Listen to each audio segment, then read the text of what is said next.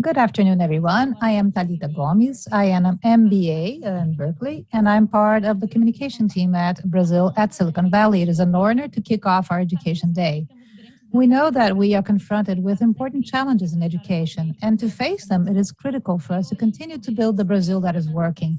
Today, we will hear from three important topics for this. We will have technology training and leadership, lifelong learning, and innovation in basic education. Today, we will have references, both national and international, in the sector. But before we kick off, I would like to recognize the support that our sponsor, which make BSV possible.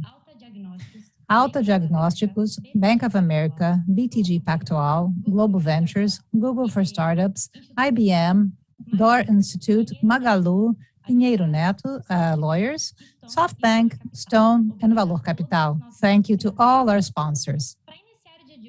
To kick off today, we will have the support from McKinsey, an important partner of BSV, maximizing doing the best to fill the gaps in technology. And to opening, we have Marina. She's an associate partner at McKinsey. She has a college degree in public management at Fundação Getúlio Vargas and an MBA at the Phillips School of Business at Duke University. Welcome, Marina. You have the floor. Thank you, Thalita. It is a pleasure to be here for the third consecutive year at McKinsey. And the first conference we held with you in the first edition of Brazil Digital Report, and then last year we redid the digital report, but due to the pandemic we didn't publish the full report, but we divided with you parts of the digital report in one of our live conferences. And the idea now is to try and bring things into context before every panel. We want to put things into context about what is going to be discussed. And today, the topic is education in technology. So we're talking about digital talents. The topic of digital talents was very hot last year. We started talking with more than 50 CEOs from different startups, and the whole topic of digital talent was one of the most hot topics. It showed up as the greatest bottleneck for innovation in the country, but also as a concern in CEO's agenda. So today we're going to do a little bit of a deep dive on this topic, bringing some of the figures in order to better understand what this digital talent gap means for our country.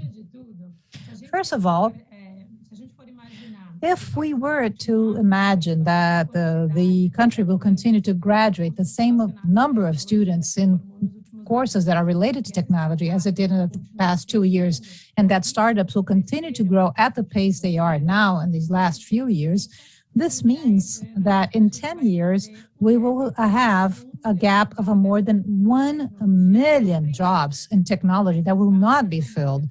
These jobs won't be filled because these people do not exist. We are not training enough technology people, engineers, statisticians, data scientists. We are not training these people enough in order to meet the need to supply this demand.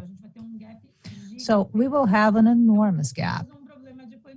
So we have a problem in terms of mismatched demands. And to put this in a more specific number, I have a data which I find quite interesting, which is in Brazil, we have to every one engineer, statistician, or data scientist, for every one college degree student or undergraduate degree, we have 11 managers and attorneys. Managers and attorneys, of course, are necessary, but this proportion is out of balance. So this is a problem that Brazil has, but it is also a global problem. You see that this gap also exists in all of the countries around the world. However, if we look into the percentage of colleges, courses related to technology of the total pool of graduates, this number is around 3%, when in India, this number has already grown to 7% and is constantly growing these past few years. Therefore, we have an offer, a supply issue with the number of labor that will actually graduate with technical knowledge and technology background. And the bad news is that we not only have a problem in terms of quantity, but we also have an issue related to quality. Once we analyze all the undergraduate degrees, university, college degrees, related to technology, 35% of these courses and classes do not reach the minimum level for CAPES. So not only we do not have enough people graduating, but also a good part of people who are graduating are not ready to serve or to work in the market at a quality level. So we have a problem not only with quantity, but also with quality. And this is a problem that is faced globally. And given this context, the startups and incumbent companies, because this is no longer an issue only related to startups, all the traditional companies also increased their pool of jobs in technology because they're transforming to digital platforms. They use data analysis, they're transforming their IT departments, they're developing digital products. So both the traditional companies as well as the startup companies, they need to be super creative in order to attract and retain talent. The salary of a developer, for instance, increased more than a threefold in these past few years because it's a rare person to find in the market. So these are some of the things we heard from these companies, what these companies have been doing. Some companies are already preparing development hubs outside of their local cities, of their region, like Recife has become a development area, Florianopolis, and even Uberlândia. So these areas have become greater in terms of development. And some companies are even developing hubs outside of Brazil, overseas, like in the US, Germany, Spain, India. Some companies are also trying to bring this talent pool indoors to have an import of talents into Brazil. So other companies, and I guess many of the larger companies have been trying to acquire smaller development companies. So through mergers and acquisitions, you already buy that talent with the company. And the other three things that are happening that are not actually related to acquiring talent, but have to do with internally developing these talents, trying to maybe come close to universities. Unicamp has a development hub. Some master and PhD students in areas related to technology also receive fellowships, scholarships by companies so that once they graduate, they will go and work for these companies. And other companies have invested also in technical training, online training, and especially distance learning to maybe have in-house talent development, and finally offer financial, non-financial incentives, for instance, working from home, flexible work hours, opportunity of maybe living abroad. So not only the compensation matters. These are some of the initiatives that have been happening.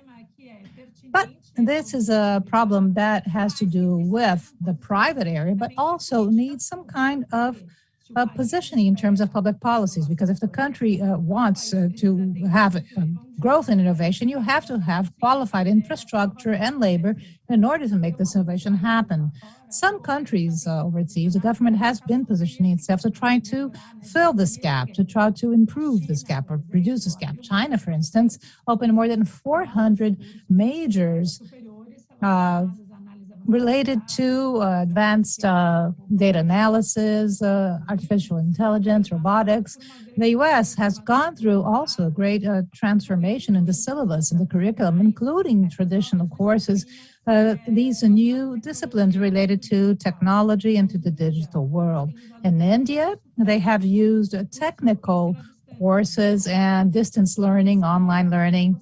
Israel has also placed its chips on the so-called boot camp. So these are technical short courses that will teach people on developing their skills in order to supply this market. So the greater countries that are actually spearheading innovation have been working on this. And the good news is that in Brazil, we also have different initiatives from the public and the private sector to try to fill this gap. This is a little bit of what you will see during this panel. Some of the examples, and we have, of course, the three panelists that will participate. Coursera, who has many online courses to meet or fill this gap, both for companies as well as natural entities or people. There are different products related to technology education. Inteli, also with the BTG partners, trying to create or train the next talents in technology. And INSPER also, it is a recognized college in the country, has created new spots, jobs, and classes for digital, computational sciences. And I would like also to talk about Generation, one of which was founded also by McKinsey. We also have boot camps in order to have a pool of digital talents. And in 3 months, people would be able to learn the minimal they need to do programming and therefore fill the market gap. So in a nutshell, this is the backdrop for the panel we will have ahead of us. Not only digitals that are absolutely necessary to supply and do the digital innovation, we have this bottleneck, both in terms of quantity of number of people, but also quality. But the good news is that certain private sectors and public sectors have been positioning themselves in order to try and reduce this gap. Thalita, I would like to thank you again for having invited me, and I would like to pass the floor back to you, and I wish you a wonderful panel. We thank you for your perspective. And now we will continue our first panel. We would like to welcome Roberto Sallouti and Maira Habimorad to talk about this initiative, which is Intel, the leadership and intelligence technology leadership inspired by the model of American universities trying to create the new leaders of this market in Brazil. Robert is a CEO of BTG Pactual. He's a member of the board of directors. He joined the bank in 1994 as a fixed income trader and was named a partner and CEO in 2015. He's also a member of the board of directors of FEBRABAN, the Brazilian Association of Banks, Mercado Livre, and Banco Ban. Not only that, he's also co-founder and dialyzer of IPER. He has a graduation in economics, specialized in finance and marketing by the Wharton School of the University of Pennsylvania. Roberto, it's an honor to have you with us. Thank you so much for your presence. For attending. Thank you so much, Thalita. It is a pleasure to be here, and I thank you for the invitation. It is an honor to talk about Inteli and the challenges in education and technology in Brazil. Excellent. It is our pleasure. Thank you. And also I would like to introduce our second speaker, Maira Habimorad. She is the CEO of Inteli, university inspired in reference universities in technology like in Stanford and MIT. Maira também é cofundadora. She is also a co-founder and partner of Beta.com and a council member of Sede Talentos, one of the largest recruitment platforms in the country. She has more than 10 years experience in recruiting, choosing a selection, trainee management, and development programs. Maira has a PhD in international relations by FAPI. Maira, welcome to our platform.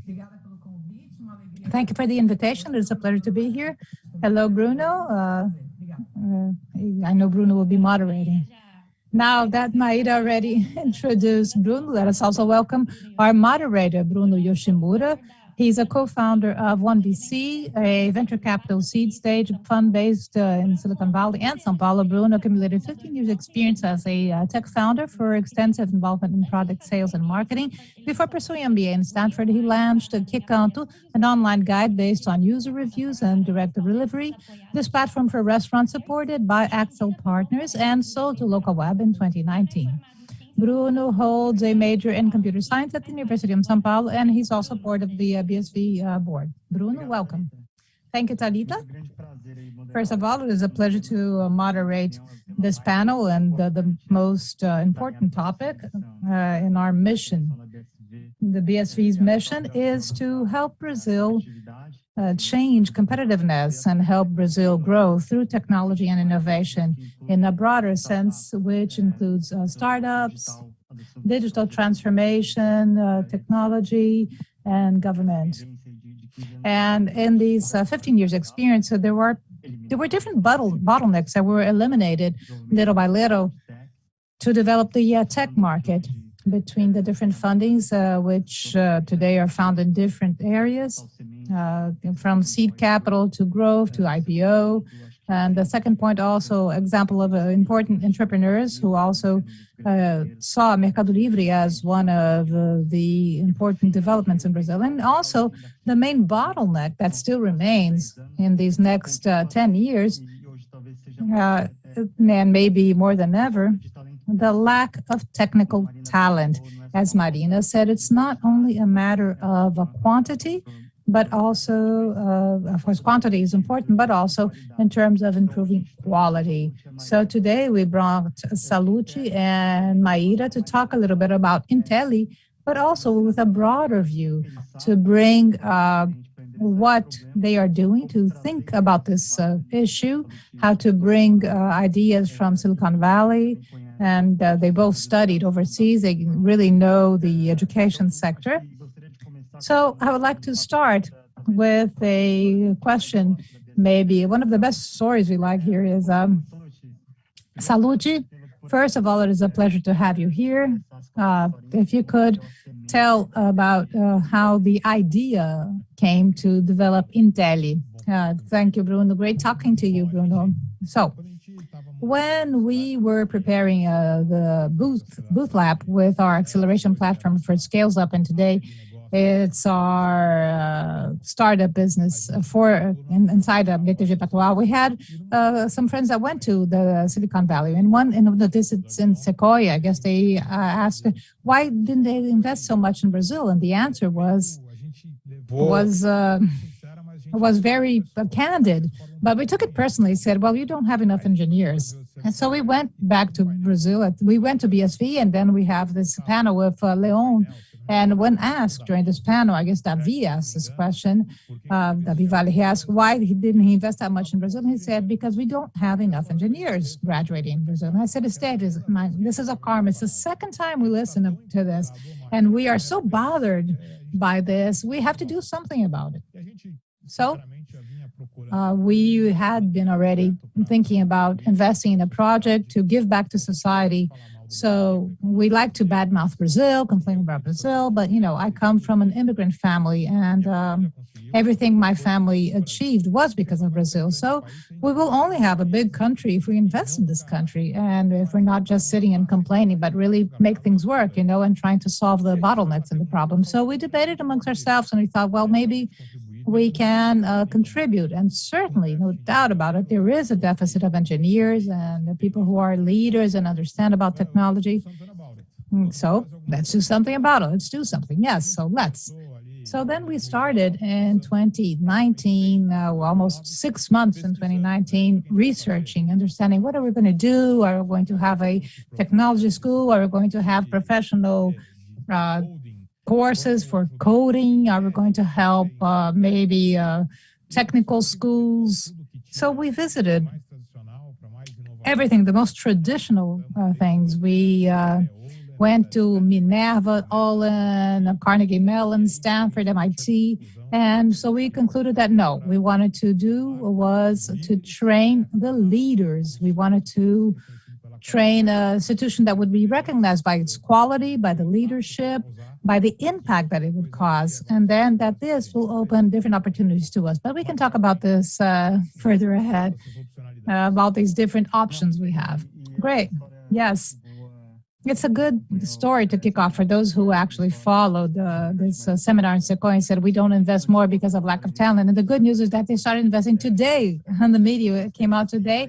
Maybe it's not that much of a coincidence, but they have now invested. I don't know if you saw in the letter that they prepared explaining why, they didn't talk about that it was the engineer issue was solved, but they were surprised by how the Brazilian market is dynamic and socially mobile like it is in the US, and how Brazilians are big entrepreneurs. So actually what we have is, it's not an excess actually, we have world-class entrepreneurs who know how to use technology. The problem is everyone is fighting for the same talent pools, so that's the issue. And with this, I would like to maybe pass the floor to Maira and maybe ask a little bit about what is the gap, what is the problem that Inteli is trying to solve as a consequence of increasing the number of technical talents here.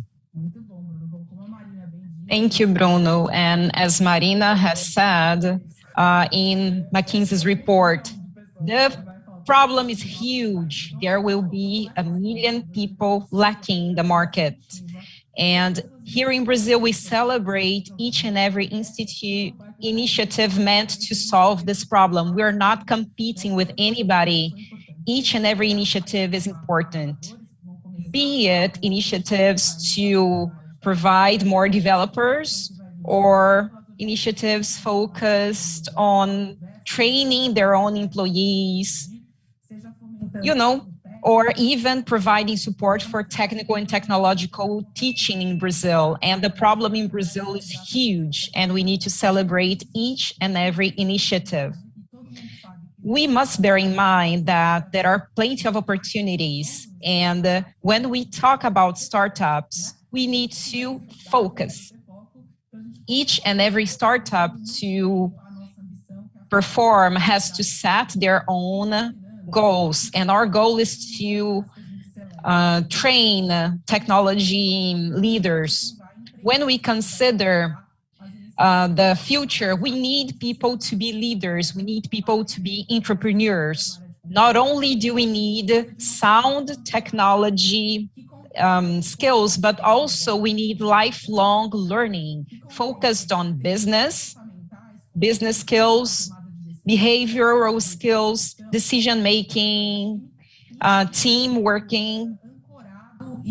All of those skills, they need to underpin our values. And Sallouti and I and Steves, we keep on talking about stimulating ethics, common sense, a learning of how the government works, sustainability, and we need to foster these in our students. To put it in a nutshell, we are leader trainers, and in order to do so, we provide this expanded training, not only focused on 3 main skills, but also linked to our values, which are important for sustainability of technology as a whole. That's basically it. Great. I agree with you. But let's try to zoom out a little bit from Inteli and thinking about the decisions you took and for us to train new technology leaders. I would like to ask Sallouti, considering the schools, Silicon Valley schools, Maira's description to go beyond teaching basic coding, basic coding logics, but we need to provide other subjects. And which other subjects would you like to include in this syllabus that you've learned from abroad? We did a lot of work and we studied options in overseas, and we decided to innovate a little bit. Let's learn from them, but do something different, considering all of our knowledge on education and technology. First, we wanted to think, what do we want our students to learn? We want our students to be excellent engineers, but we also want them to learn about leadership and business. They need to be good technicians, but also good potential business people. So how could we do that? We studied a lot and we decided to introduce innovative concepts. Maira keeps talking to educators and they feel curious about what's going to happen. We're going to focus on competence-based learning, and it's going to be connected to project-based learning. And each and every term, students are developing schools. And the first setting, they were monitoring crowding places in the context of COVID-19 pandemic. And the third thing that we decided and we learned from the pandemic, Thalita was laughing when people said that I graduated in 1994. You know, back then when I used to go to school, we would go to college to hear a presentation, a lecture. And nowadays, you would rather watch a lecture at home, basically. And in the past, I would go to school to join a lecture, and then I would go home and start doing the projects, and things have changed. Basically, in our team of teachers, we have business people, entrepreneurs, and we want to bring those skills closer to each and every day. And plenty of startups, people are graduating and they already are launching their startup, and we decided to focus on that. Basically, my work was to hire a female CEO and then a team of academics to do it. Luckily, we met Maira, and she hired an amazing team to help us. I'm talking about, for example, Mauricio, and he set up a whole syllabus for us to do the work. We're soon talking about Maira's expertise, but now resuming the subject of setting up a school for the future, teachers are role models, and overseas, considering my MBA experience, most teachers, instructors, they worked in the schools and also academia, and some of them, they would even learn from students about different markets and different views. For example, in Brazil, public schools, federal schools, such as the one I went to, they had academic teachers, but how are you going to do to recruit teachers and professors that understand startup needs, for example, and how are you going to put together not only offering them good salaries, but plenty of teachers, they feel the need to be close to students and actually coach those students. So I would like to ask you about your strategy to hire teachers. Bruno, May last year when I joined the project, most people were like, oh, so cool, what do you want to do? But plenty of people would say, I believe you're going to have a hard time hiring the teachers. And you know, when we started sharing information about our work, we received plenty of emails of teachers who wanted to work with us because they wanted to take the challenge of doing something innovative, as Sallouti has said, for them to have the opportunity of actually performing the teacher role differently. It was amazing. And thankfully, we're not having a hard time recruiting teachers, and we expect this to continue to be like that. And we were working on the best definition for a teacher, considering that we want a different education system. We want a different teacher profile. For instance, just like you said, we want teachers who interact with the market because they can get their market experience and share it with students. Also, we want teachers who know how to teach through projects, or at least who is willing to learn. And we want teachers who actually want to learn and develop. Of course, we need them to have the expertise, teachers who hold a master's and a doctorate. But for me, the fourth most important characteristic is teachers who like students, teachers who like interacting with students, who see the classroom as something magical.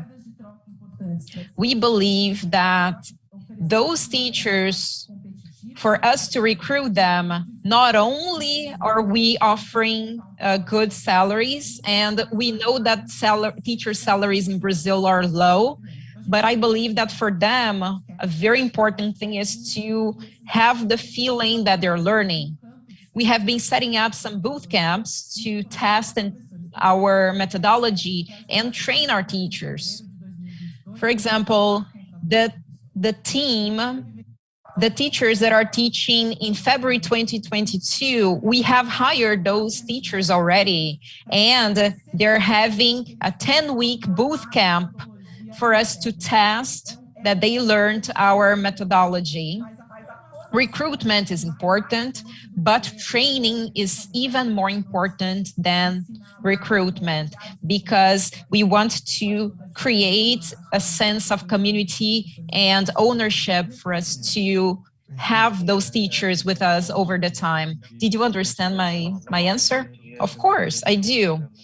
And it's good to learn that money is not the focus, to hire teachers. But just to ask you something different. How can we stimulate entrepreneurship in college? And half students, they become entrepreneurs after they take an MBA, abroad. But here in Brazil, how are you going to stimulate that? I believe that the first thing is that we need to set the example. We want to have plenty of teachers available, plenty of lecturers available. I imagine that you, as a college student, you were not in contact with people who were business people.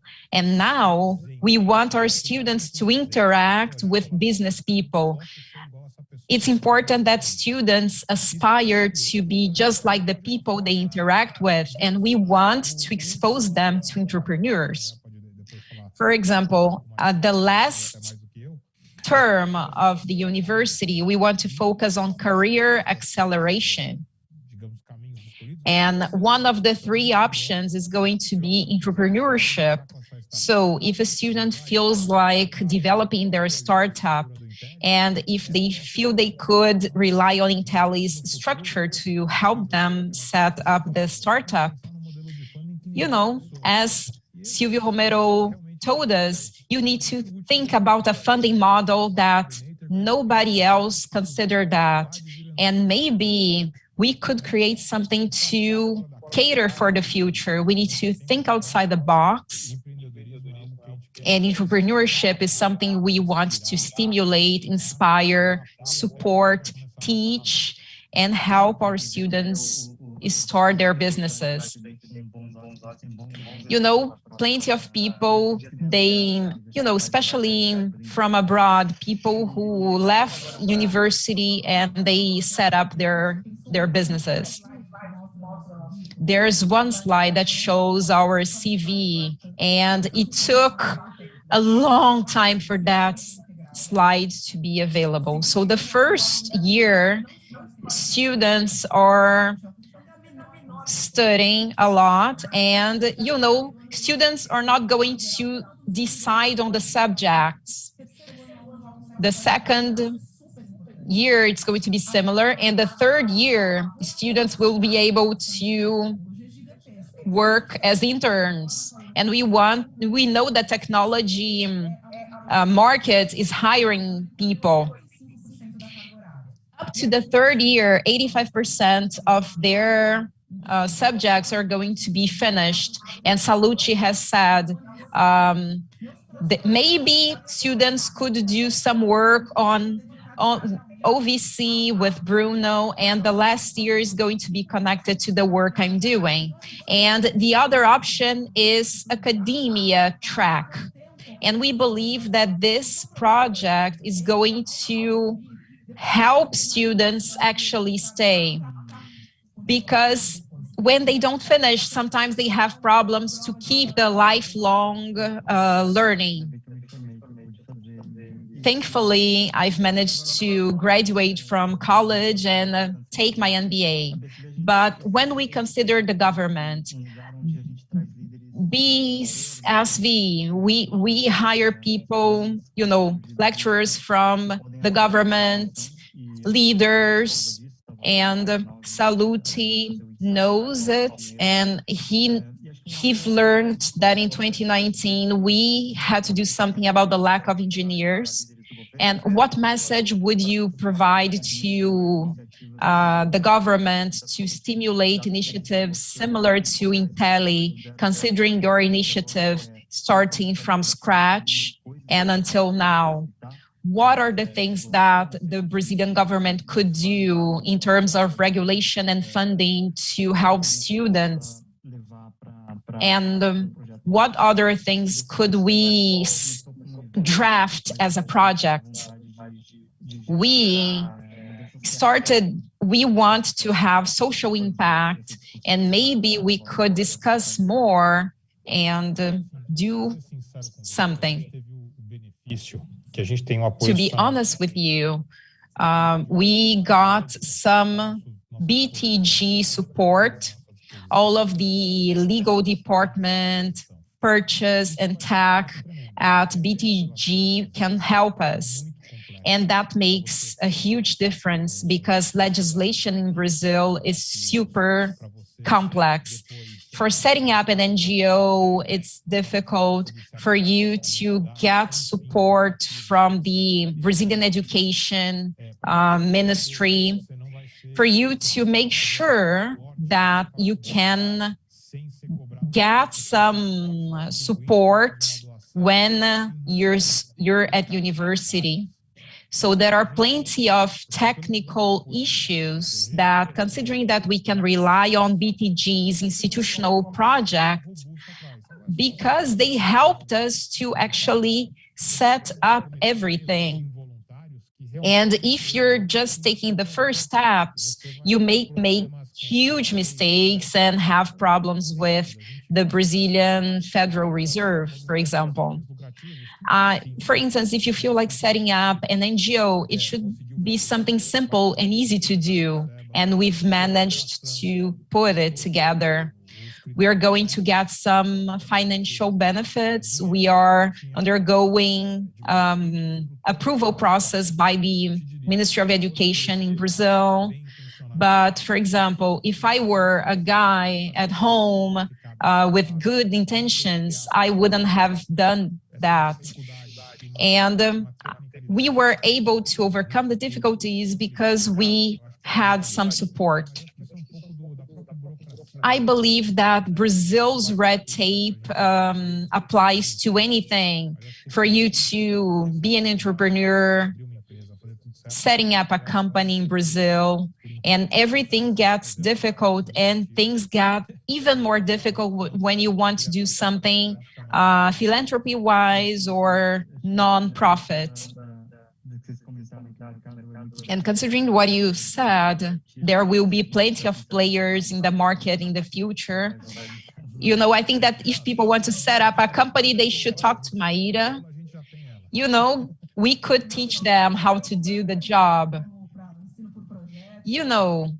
Teaching based on projects, we've been doing that for some time now. And we've been doing some work with high schools, and we understand that Inteli can share our learnings. And also, we had to focus on the lack of 1 million trained technology professionals in the future. My last question for you. We have to talk about employability. So Maira was a talent and she became a CEO. And when we consider bootcamp models, especially in Israel and the USA, where there are education innovators, I would set employability/education to help people, especially in the bootcamp model, to help people enter the job market.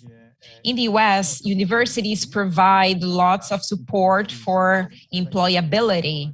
So if students get good jobs and good salaries, the colleges, they get better ranking. And I believe that in Brazil, the average university doesn't provide any support and help for students.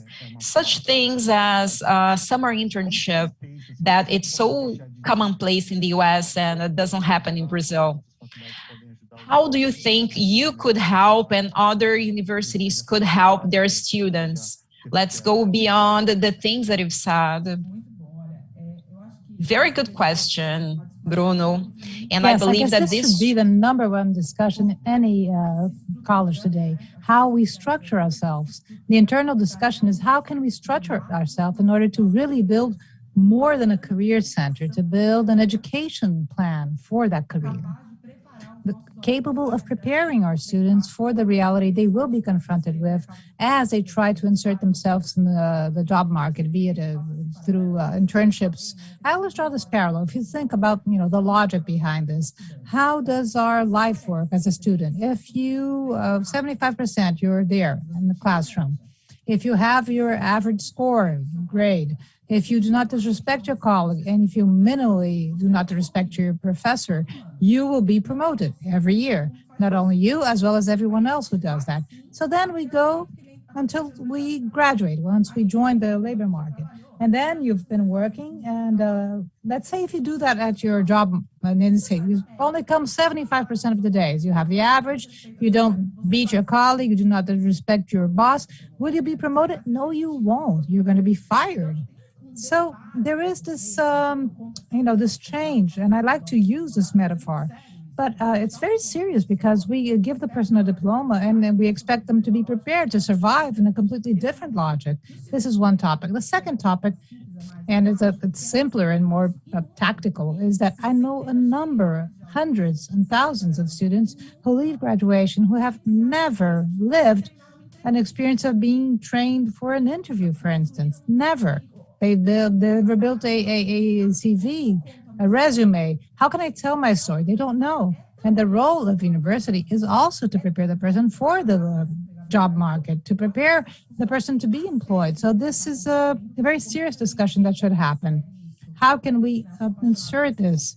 And I love this matter. I'll conclude, but not as a peripheric matter, if the student wants to do they will, but we should integrate that in the syllabus, in the curriculum. This is how I see this. And if we don't do that, we will just have these gaps and idiosyncrasies, like an enormous number of graduates who cannot find the best jobs or jobs that actually will return the investment they had in their formation. Even worse, they will be unemployed and we can't find qualified people to fill the jobs that are open. I fully agree. This is why I call employability and education, these two things. Yes, the people who actually graduate, who go to college, have to work to pay for their studies. So then go back to Thalita. I guess there are lots of questions from the audience, and Thalita will maybe address some of these questions now. So let's continue our debate here. So the first question is from Roberto Teixeira Costa. How can we motivate Brazilian students to stay or to come back to Brazil? Who would like to start? Maira, Roberto? I'm going to start because since he's in the BRAS board, he works with this. I'll let Roberto answer. I have a very clear vision, and I'm going to talk about my own example. When I graduated, I had offers of different American banks to make a lot more money than I would make here in Brazil. But I can guarantee that my life, professional and personal life, wouldn't be as good as it was here in Brazil. So for those of you who are graduating in the U.S., you have a world-class education and you are Brazilian. First, from the selfish side, the personal side, your competition in Brazil will be smaller, of course. We have an issue of qualified labor. We have a gap. Number two, Brazil is the U.S. lagging behind, 20, 30 years behind. The United States has a social mobility entrepreneurship. And I talk about my family. My father came to Brazil in 59. He didn't speak Portuguese. He had no resources. He went to college after I graduated. So there is this possibility. I joined the bank. My father died without knowing what I do. My mother still doesn't know, and I became CEO and one of the main partners in the bank. So these are things that happen in Brazil. So Brazil does give you this possibility. And if you have a top graduation here in Brazil or outside Brazil, you're well prepared to deal and compete inside Brazil. And if as the academic elite, entrepreneurial elite, if we abandon Brazil, then Brazil will never work. So we do need all hands on board, everyone who's graduating, to come back and help. The future of Brazil will depend on us. It will depend on politicians. It will depend on us, the leaders. So I encourage, both for personal reasons as well as society reasons, I encourage all of you to come back to Brazil. If you want to live abroad because it's a good experience, a dream, it's part of your life, okay? But I can speak on my behalf. My best decision was to come back to Brazil when I graduated.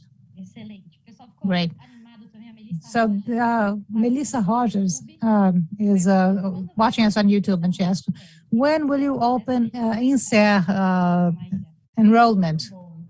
Great. So the selective process will open, we don't have the final date yet, but it will be August, beginning of September. The enrollment, our selective process won't be only a test. Of course, we need to understand knowledge, especially math and logic, but we want to know the life story of these people who wants to study with us. More than a college, we see ourselves as an academic community. So what are you bringing in? What are the hurdles you overcame in order to get here? And what we call a project. So your ability to work in a group, to contribute, if you're proactive, if you have initiative. So we have these 3 P's: profile, the test, which is a P in Portuguese, and a project. So this is where we will analyze our enrollees, and we are working night and day in order to make this work. And in February 2022, we will start our classes, and you're all invited to participate in our opening session. And Melissa, I guess, was the one who asked, Miss Melissa Rogers. So you're welcome. Just write to us if you have any doubts. And if you want to refer us also to your friends, go ahead. From Danilo Kaiji, how long will it take for us to solve this issue of lack of professors, engineers, and tech people in the technology market? Is it 10, 20, 50 years, or 250 years? Like when you build a house, it depends on how much we are working on it.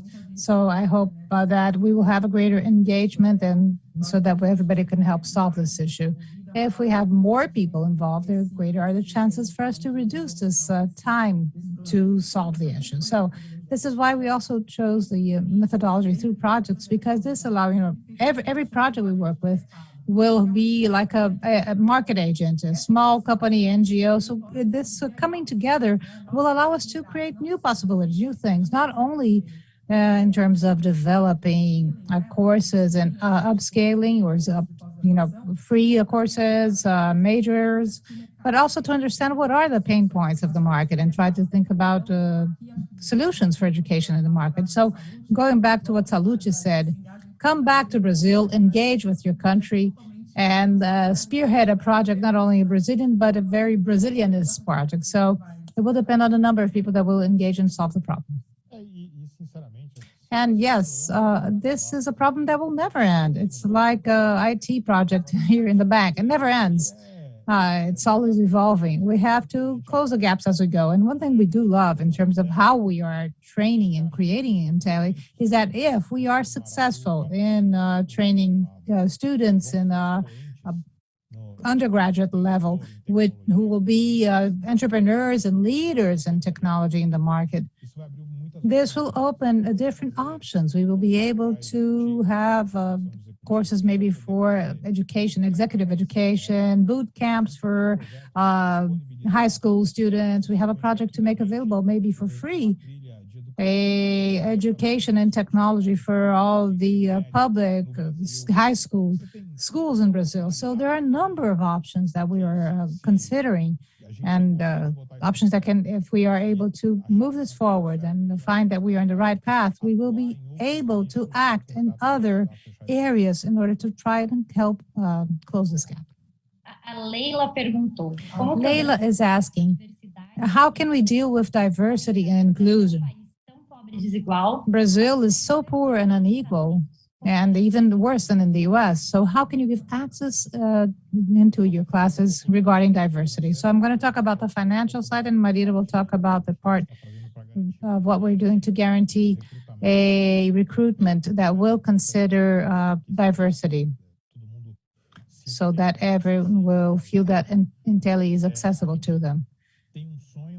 We have a dream of having 65% of the students with a full or partial fellowship or scholarship. We also say that we believe that we will have students who will have merit and need. There will be those that don't have the need, but they're such an exceptional student that we want to give them a merit scholarship to make sure that they are within our ecosystem. So this is a crazy, ambitious target. We don't have any kind of private school that will have 65% of their students as a scholarship, especially a school that is starting now.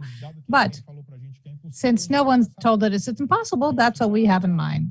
We are already working with 20-25%, raising capital with Brazilian entrepreneurs who wish to support us. We have a project of sponsoring a student. Those who are interested, it will be our monthly fee.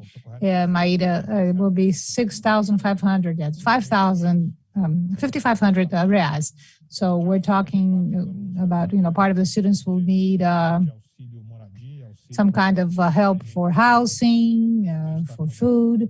So we are doing something in between 7,500, 8,000 reais for a sponsoring student. If you're interested, just get in touch with Maira. And this is what we've been doing. We are doing the fundraising. We have from our out-of-pocket 200 million reais. So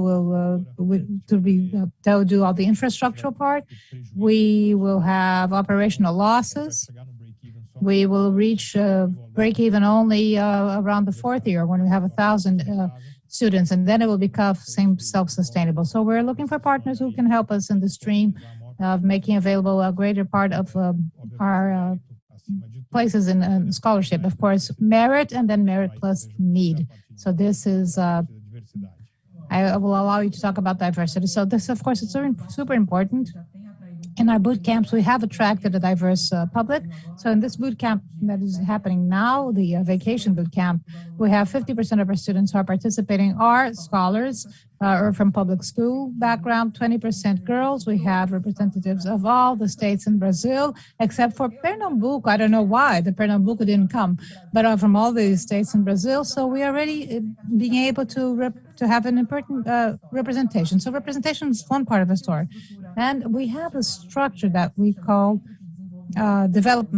Leadership Development Center, because different leadership competencies cannot develop themselves. So you have to have an intentional work to develop these abilities. So this year we will talk not only about the development of competencies, but also all the mechanisms we have in order to guarantee inclusion, be it students that have diversity due to income or from other states in Brazil, as well with neurodiverse students. And we will have many of those also in our among our public. So we have a serious work in order to organize from the selective process, the enrollment process, until the point where we organize our classes, not only to guarantee representativity, but also an inclusion of students with different backgrounds.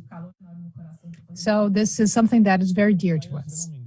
And Maira, if I'm not mistaken, in this boot camp we have 45% of Black students. Yes, that is correct. Because we were very pleased because this was organic. There wasn't any kind of guided enrollment. But guess to the fact that some of the people understanding or seeing Inteli as accessible, as diverse, we were able to attract organically a very diverse group in this boot camp. So this was something that really was, we thought it was very good. So excellent. For the amount of questions that we are getting, Maira is going to get lots and lots of message. And I'm very pleased that you have so many questions. So our last question, so that we can conclude our panel, from Adolfo Alves, he's asking, have you ever thought about how to insert this methodology in public schooling, also at primary and high school level? Yes, I love the question. Well, we are working, for those who are not watching or doing more of the technical, we know that we have the new STEAM schooling. So this new schooling, part of the curriculum will be a number of hours for diversified studies. So these opportunities that the student will have different occupational studies besides Portuguese, math, and the basic classes. So we are developing, and we hope to launch next year, what we call the Inteli formative itinerary. It's a similar methodology, but organized in an elective 6-month course where we can offer the infrastructure to offer this school, public or private, and also the training of teachers for the school. Normally, these teachers could be science and technology, math teachers or not, in order to teach our class, our Inteli, inside the school. So this was one initiative. The other initiative, as I mentioned, I'm participating of a work group organized by the Economic Development Secretariat involving all the different universities, state universities. So Unicamp, USP, Unesp, Univesp, the Center Paulo Souza, doing a beautiful work in terms of technology in the state of São Paulo for a first gesture. And I was very honored by this invitation. And we are sharing all our practices in order to help them. They will, of course, learn with us and we will learn with them so that whatever we can contribute. And this is what we're doing today. So how can we scale up this dream? We have the plan of offering not only undergraduate classes, but we also have the Inteli hubs, the idea to bring Intelis to other cities in Brazil and even in South America or Latin America, to have a hub and projects in Recife, Curitiba, Salvador, and Fortaleza. And not only the students from that region will be able to study there in the Inteli Hubby, but what is even more interesting, they will be able to develop projects for that specific region, for that local reality. So it's also a vector of bringing digital transformation to areas that are less assisted, supported in technology. So it will be equivalent to a residency, a medical residency. So the residency will work in a certain hospital, local hospital, taking this quality service. And so it's a bit this logic to take also talents and use local talents to help local organizations. So this is one way for us to scale up. And this is why we're working for to make these hubs work. Did I forget anything? No, Sallouti. No, you can say, to a big dream is all the same work as dreaming little, dreaming small. So you just have to go there and do it. Yeah. So guys, unfortunately we are running out of time. I would like to thank Sallouti, Maira, Bruno. Thank you so much for your this wonderful debate. And one thing we're sure about, that this is something, of course, that doesn't stop here, as well as the challenges in education. We will continue with our panel today, the education panel. So stay with us. And we will start our next panel at 5 minutes past 6 Brazilian time.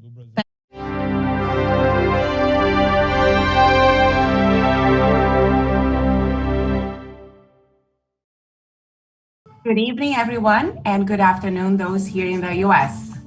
My name is Jonas Koenig, and I'm a Stanford alum from the School of Education, founding member and a member of the board at Brazil at Silicon Valley.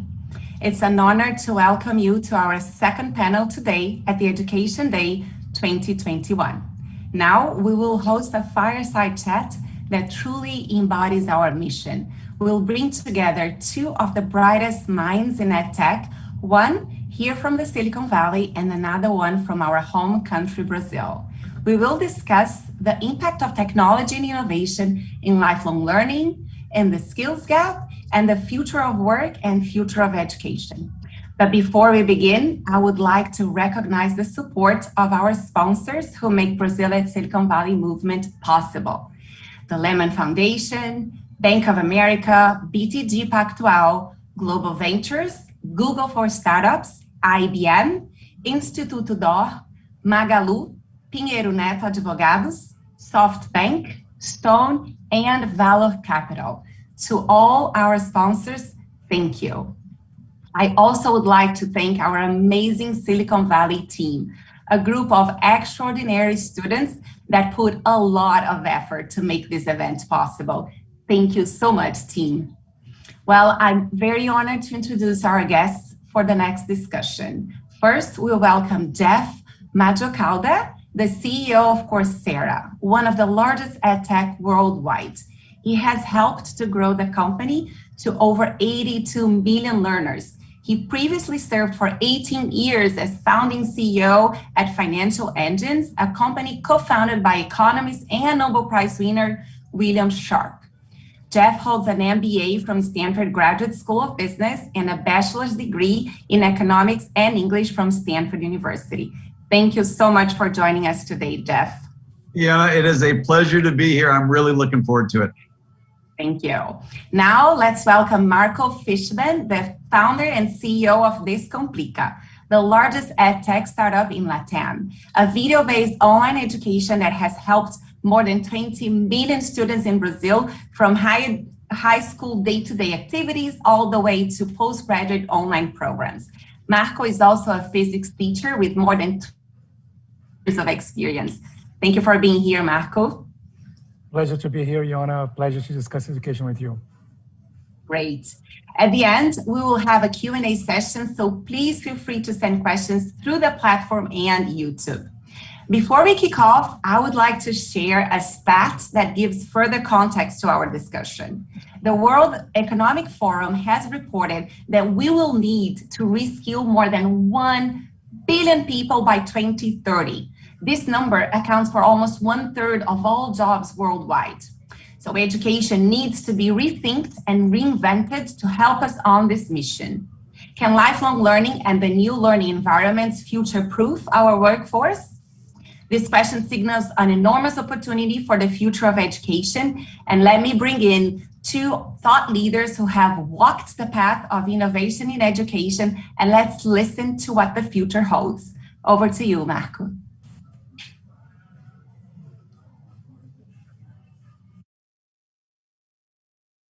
You muted. Sorry for that. Thanks again for the invitation.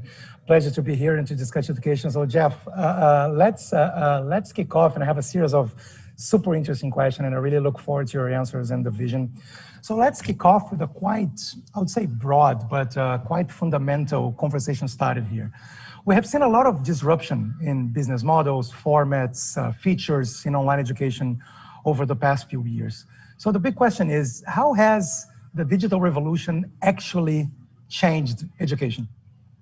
Yeah, you know, Marco, it's interesting. If you look at education, it's different by region, it's different within countries. In the United States, it's even different among the states. It's definitely different with early childhood education versus middle school, high school, college, and post-grad. So I am more familiar with what's happening in adult education. And we work a lot with universities. We work with 160 universities around the world, including some of the best universities in Brazil. But, you know, at least in higher education, this is an industry where, unlike retail and music and accommodations and transportation, those industries have all been reinvented by digital transformation. For the most part, at least up until the pandemic, higher education did not really change very much for hundreds of years.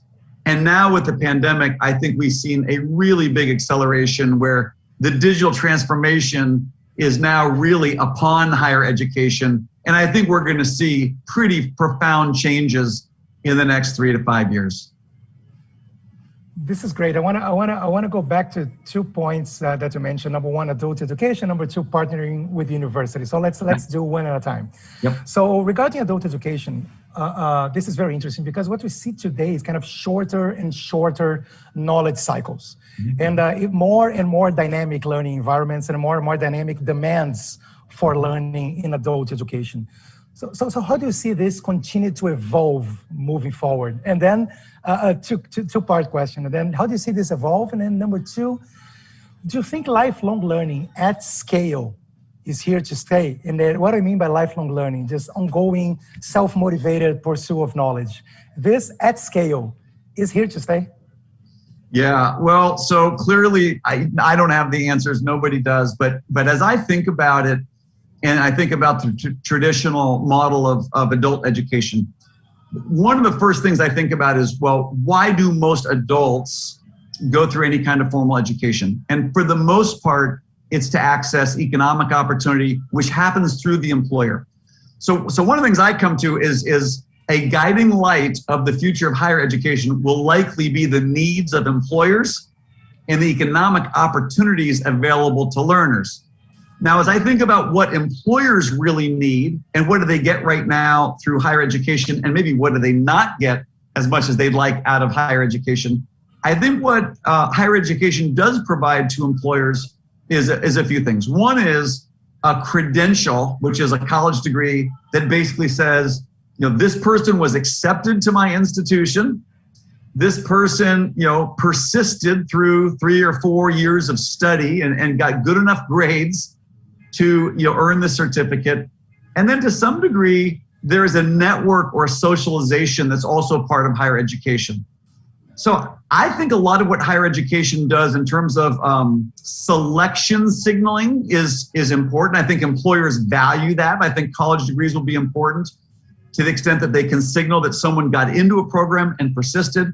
I think a lot of the conceptual knowledge that is taught, whether that's literacy and how to read and write critically, that's something that is pretty durable. That doesn't change a lot over the years. I think things like mathematics, linear algebra, even a lot of computer programming concepts are pretty durable. They don't change a lot.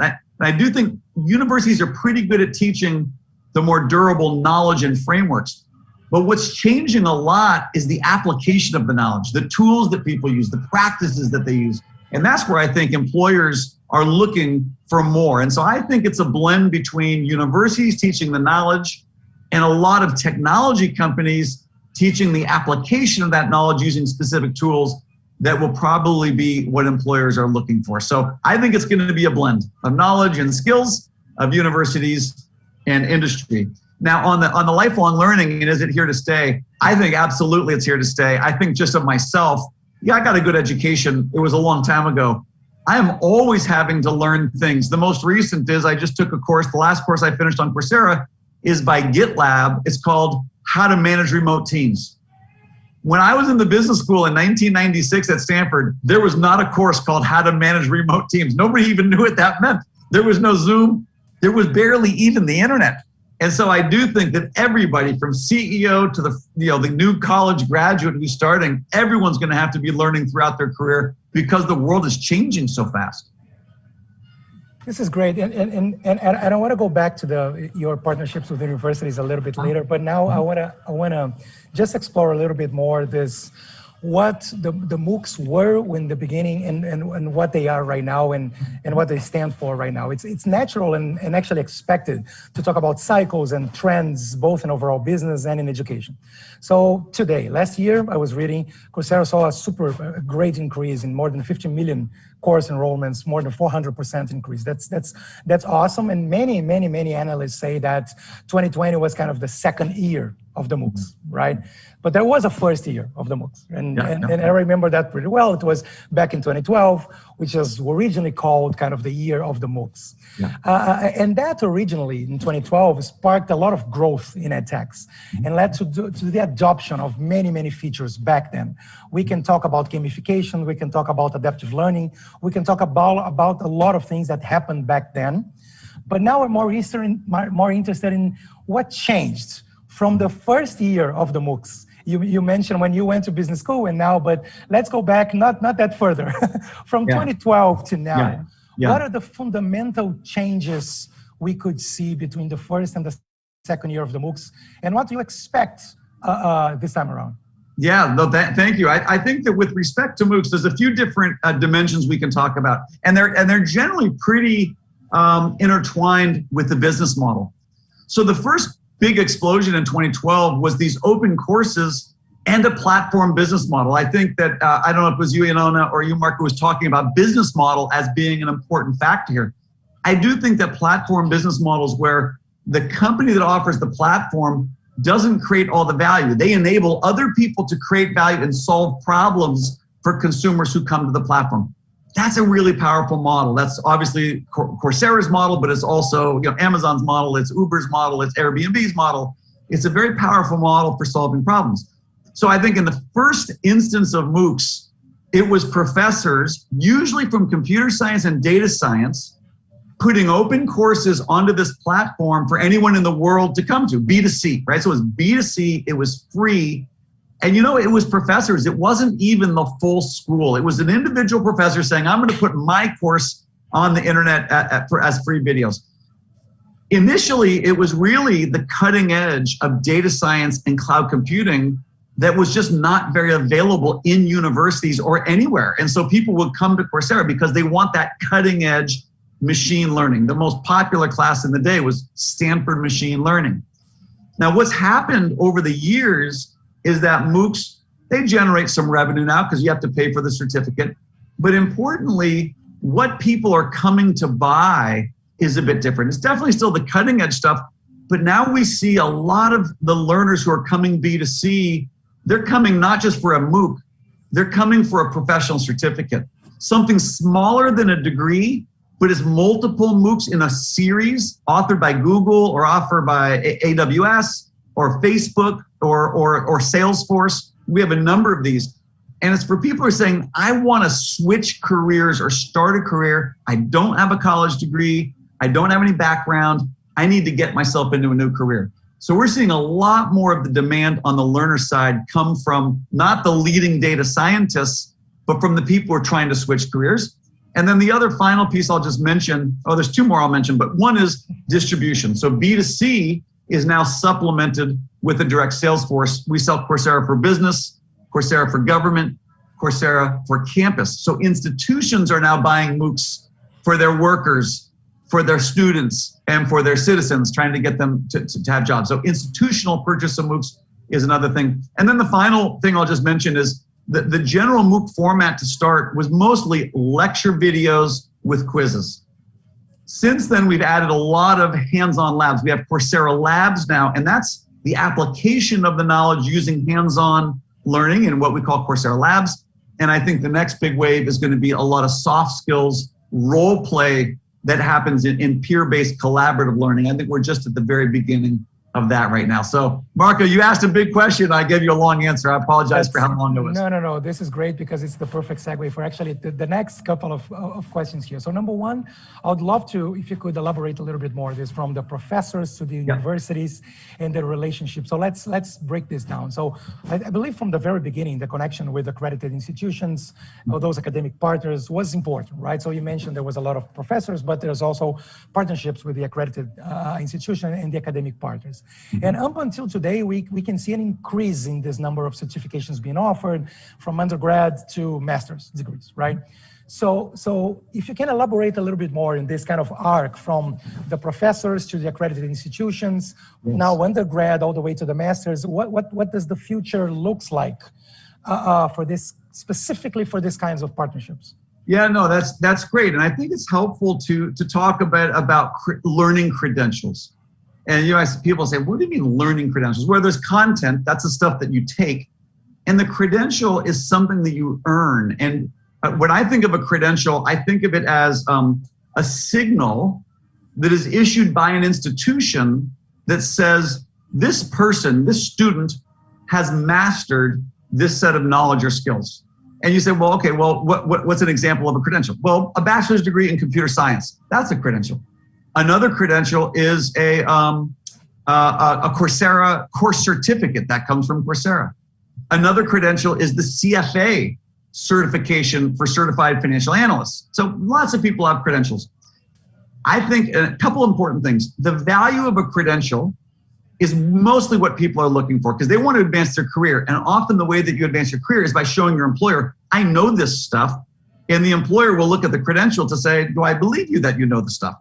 So institutions play a big role because institutions are the ones that issue the credential. So the value of that credential to an employer, I think, is based on a few things. First of all, what skills does that credential say that you have, and how valuable are those skills to me as an employer? So if you have a bachelor's in computer science from Stanford University, well, those are really valuable skills. And I know that it was hard to get into the program, so you probably are pretty good at that. So that's a very valuable credential.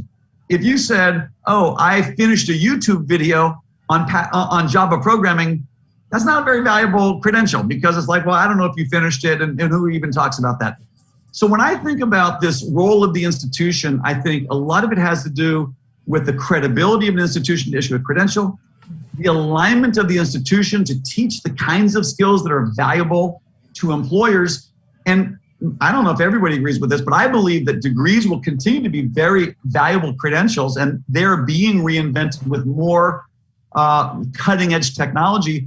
But in addition to degrees, we're going to have a lot of other credentials, whether those are nano degrees or edX certificates or Coursera certificates or professional certificates from Google. We'll have many more credentials than just college degrees, but I think college degrees will still be valuable credentials if they're relevant to employers. That's great. That's interesting. And now I want to go back to your previous point around distribution. Yes. And I see from the outside, and I would love for you to elaborate on that. I see a relationship between different aspects of the business, right? So the consumer side, out of the MOOCs and still up there running the consumer side, the degree side that we have been talking about, and the credentialing, and also the enterprise business verticals, right, that you're mentioning before.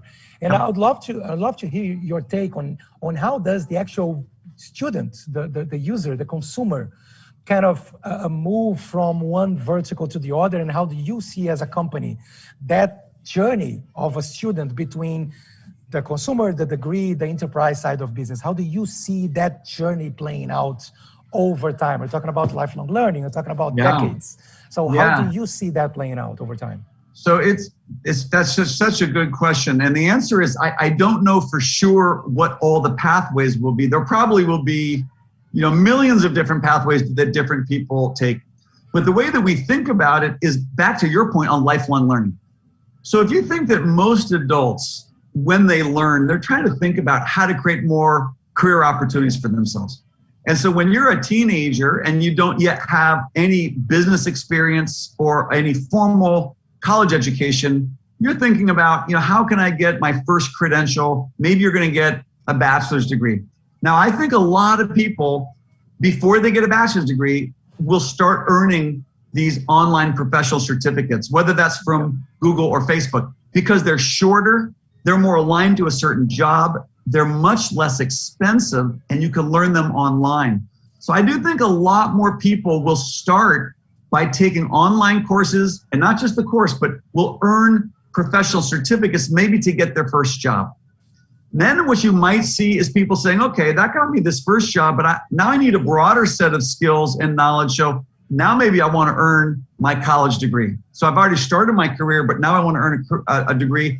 So it might be the case that people, once they start working, then pursue a degree online where they don't have to quit their job. And what we're seeing with, for instance, with this Google IT certificate, it's a professional certificate for people who don't have a college degree. But if you get the certificate, you can earn an online bachelor's of computer science and get 12 academic credits towards a college degree because of the professional certificate. So people call this stackability, the idea that I can get credit towards a college degree for earning a professional certificate. So I think there's a linkage that's happening between these college degrees and these industry certificates. So I think a lot of people will piece these together. And then if you have a college degree and you're like, hey, I just want to learn a new concept in managing remote teams, you probably don't have to get a whole certificate in that. That's just something I want to do to be a better manager. I'll just go take a MOOC. It'll take me 10 hours. I'll learn about this. I don't have to prove to anybody that I took the course. I'm just learning some of these management techniques from GitLab. So a little bit of MOOC here.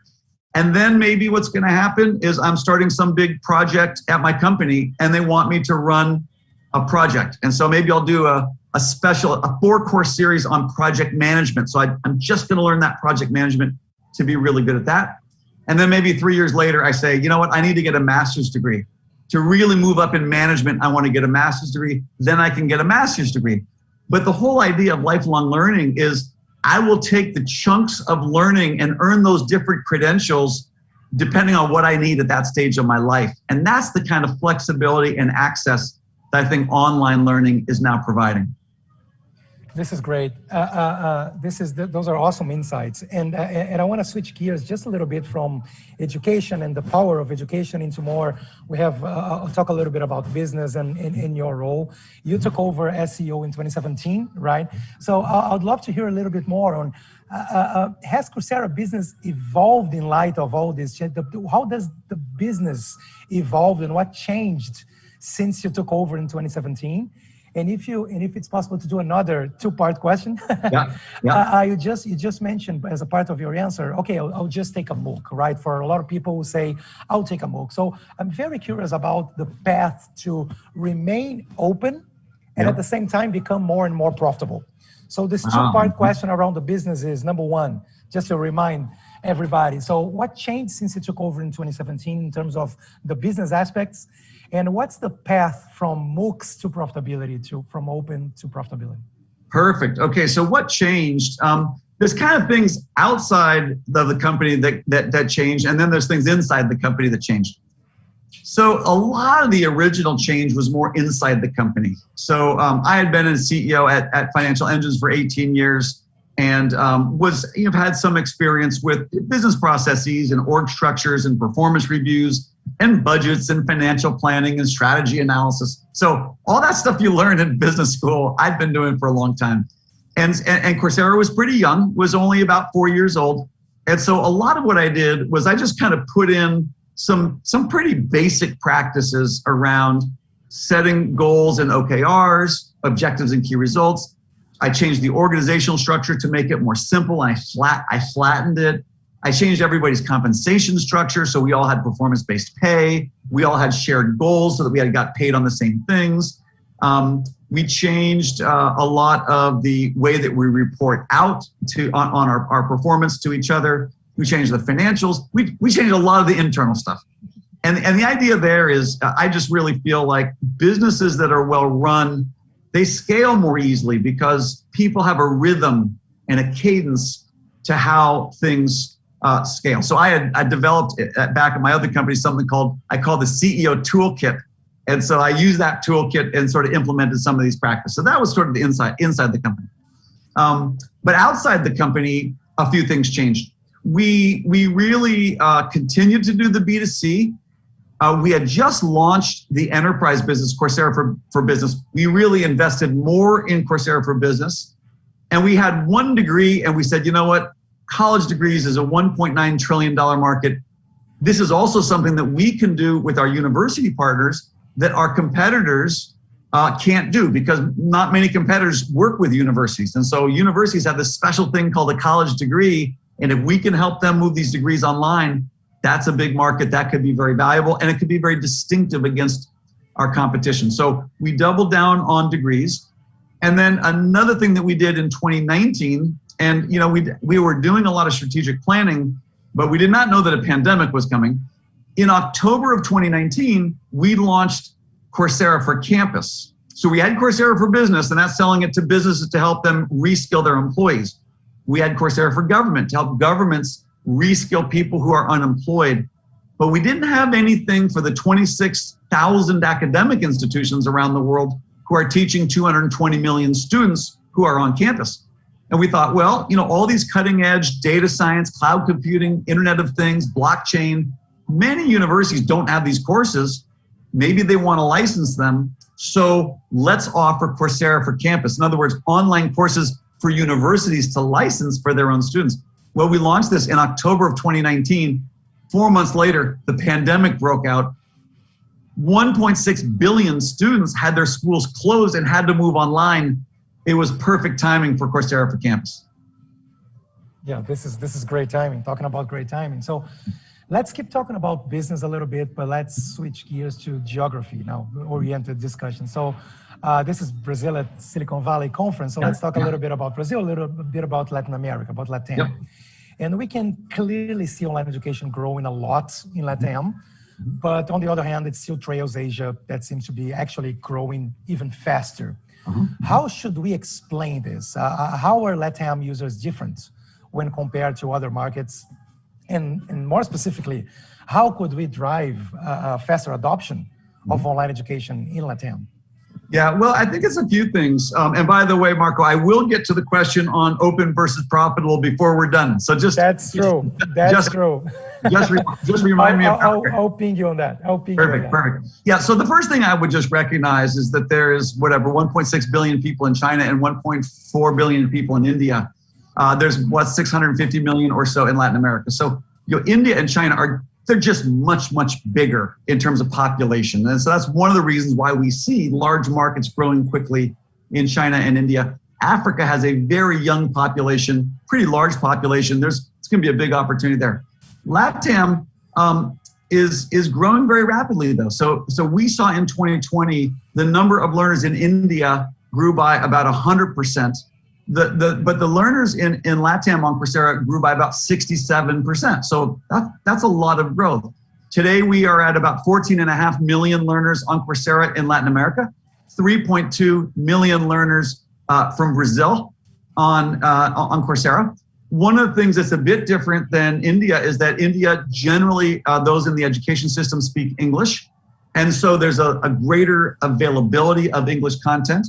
We now have something like 3,000 courses translated into Brazilian Portuguese. I think we have 4,000 courses, I think, translate into Spanish. So we've done a lot of course translations. We work with UNAM. We work with FIA, UNAM in Mexico. We work with Tech in Mexico. We work with FIA Business School in Brazil and a number of others, including USP. So we do have a number of native courses that are in Brazilian.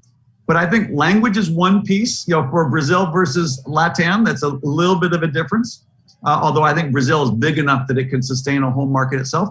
And then the final thing I would just say is, if you ask what are the barriers to people embracing online education, sometimes it's language, sometimes it's connectivity. I mean, you got to make sure you have a computing device and connectivity to do online education. But I think sometimes too, there's a perception or a question of, can this really help me get more jobs, more job opportunities, or a better job? And that's one where I think institutions play a role. So I think if businesses recognize online learning in hiring and promoting people, that will certainly help. If business provide learning to their employees, so the employee doesn't have to go pay for this stuff, the business pays for it. It provides institutional support for online learning. I think to the governments, we now work with hundreds of governments around the world who actually buy and offer workforce development programs to citizens who maybe don't know where they can find online learning or they don't know which jobs are available. Institutional support for learning, I think, is very important. And I think that's one of the key things that we're seeing in Latin America is the growth in Coursera for Business, Coursera for Government, and Coursera for Campus among institutions in Latin America. This is great. I want to expand into this more of a kind of a pragmatical view on education. What's the ROI? Will I get a better job? And it would be great to dig a little bit deeper here in the connection between EdTechs and HR techs, right? There's a few of HR kind of subsystems, such as recruitment selection and of course learning and development, obviously overlap with education, right? So could we say that education is overlapping with HR? How much of education is overlapping there? And how we have a lot of kind of business leaders here. How, as a business leader, can you measure, can you see the ROI of blending education and HR? Yeah, it's a tricky question. What we really have focused on in our Coursera for Business practice is trying to get companies to kind of see an evolution of workplace learning. So when we were doing Coursera for Business 5 years ago, it was almost all about content catalog. Like and I call it open learning. It's I need to buy as much content as I can for my employees, and I'm just going to tell them, you need to learn stuff. Here's a big catalog. Go learn stuff. And the employees are often like, well, I'm not sure what to learn. I don't know what the benefit is. Am I going to get promoted? It's hard to know what to do. That then gave way to the next kind of evolution, which we call guided learning, where someone who runs learning and development can work with their functional partners, say someone who runs engineering or someone who runs finance, and say, okay, we've got thousands of courses. What are the courses that are most relevant for a designer or for a marketer or for a software engineer? And so at Coursera, we create what we call collections. They're course collections. And we say, if you are a data scientist, here's a collection of courses that will help you learn the skills for your job. And that's been, I think, a nice evolution. But where we're heading now is what we call skill-first learning, where we don't start with content. We start with the job and the skills to do the job.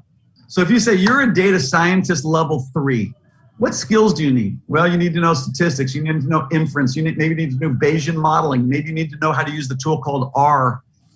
You might need to know something about visual representation of data. But we create the skill sets, and then all of the courses, there's over 5,000 courses on Coursera, they're all linked to the skills graph where we say, oh, this course teaches this skill at this level of difficulty, so that now with skill-first learning, the employer can say, what are the key jobs and what are the key skills for that job?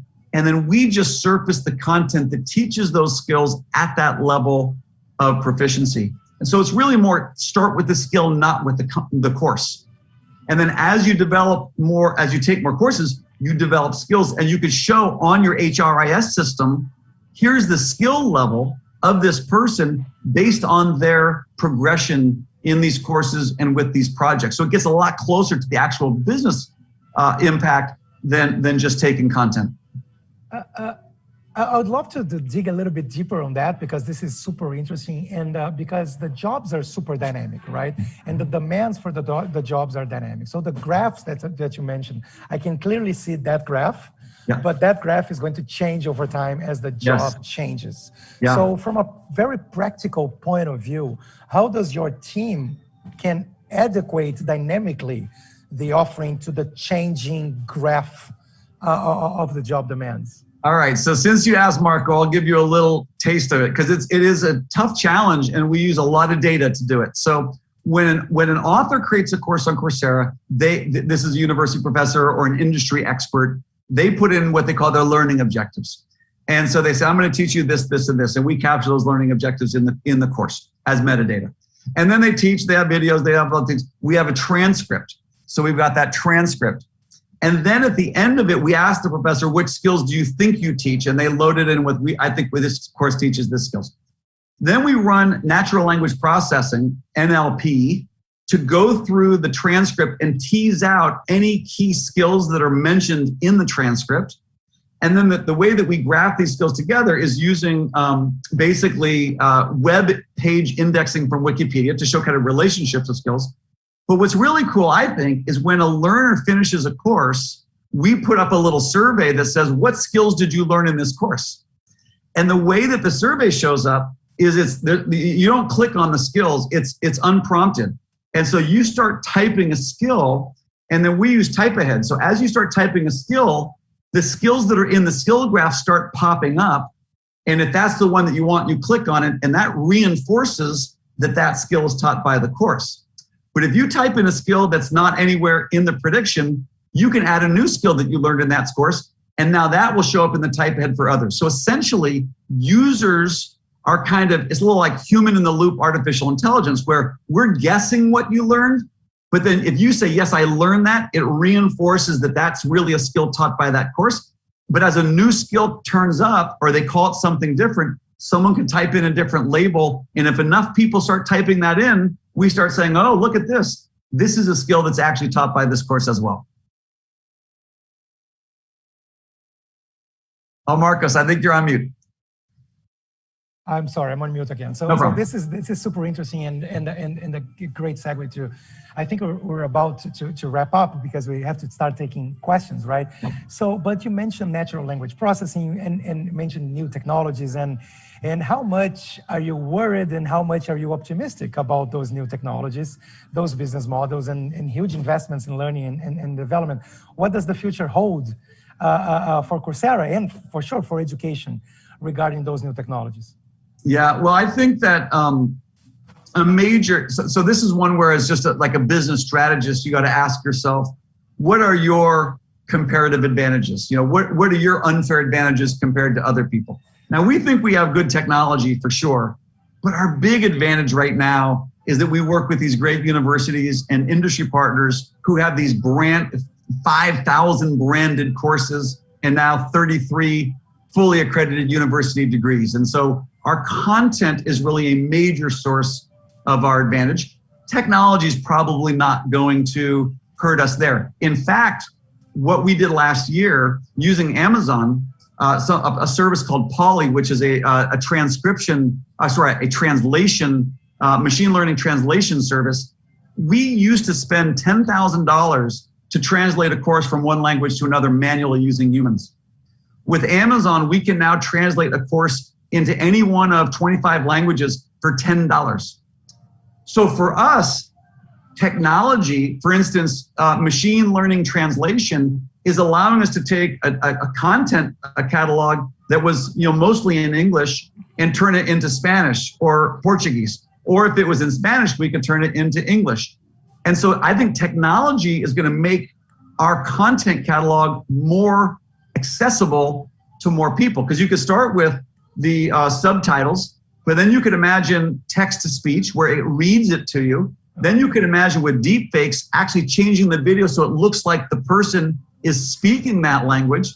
And then you could imagine with image recognition, even changing the slides in the video to translate the graphics and the text that's on the screens behind them. So I think technology is going to allow us to make the content much more accessible. You talked about adaptive learning. I think technology will be able to make learning much more user-friendly. The things I worry about more are business model challenges. So Coursera wants to be the biggest EdTech platform in the world for adult learning. And so it's always a race. And so we're always trying to scale faster than everybody else. And so a lot of the technology is just make sure it can scale on a global basis. That's great. And I think we have a little bit more time to go back to that, to ping you back on that. Good. From MOOCs to profitable, and talking about business models, right? So as we are talking now about business models and those challenges, going back to a previous question, if you can now close the loop, what is the pathway from open to profitability? Is there a clear pathway? Yeah, well, so I think this perfect for Brazil at Silicon Valley, because the Coursera was started in 2012 by these two Stanford professors. It was funded by two VCs, John Doerr from Kleiner Perkins and Scott Sandell from NEA. These are two of the most famous venture capitalists in the world, and they teamed up with these two professors. And when they started Coursera, they said, we have no idea how you're going to make money. No idea how you're going to make money. But a lot of what startup companies do is they first create value, then worry about capturing value. So the whole first stage of Coursera's life was not about any kind of revenue profitability. It was just create value for as many people as possible.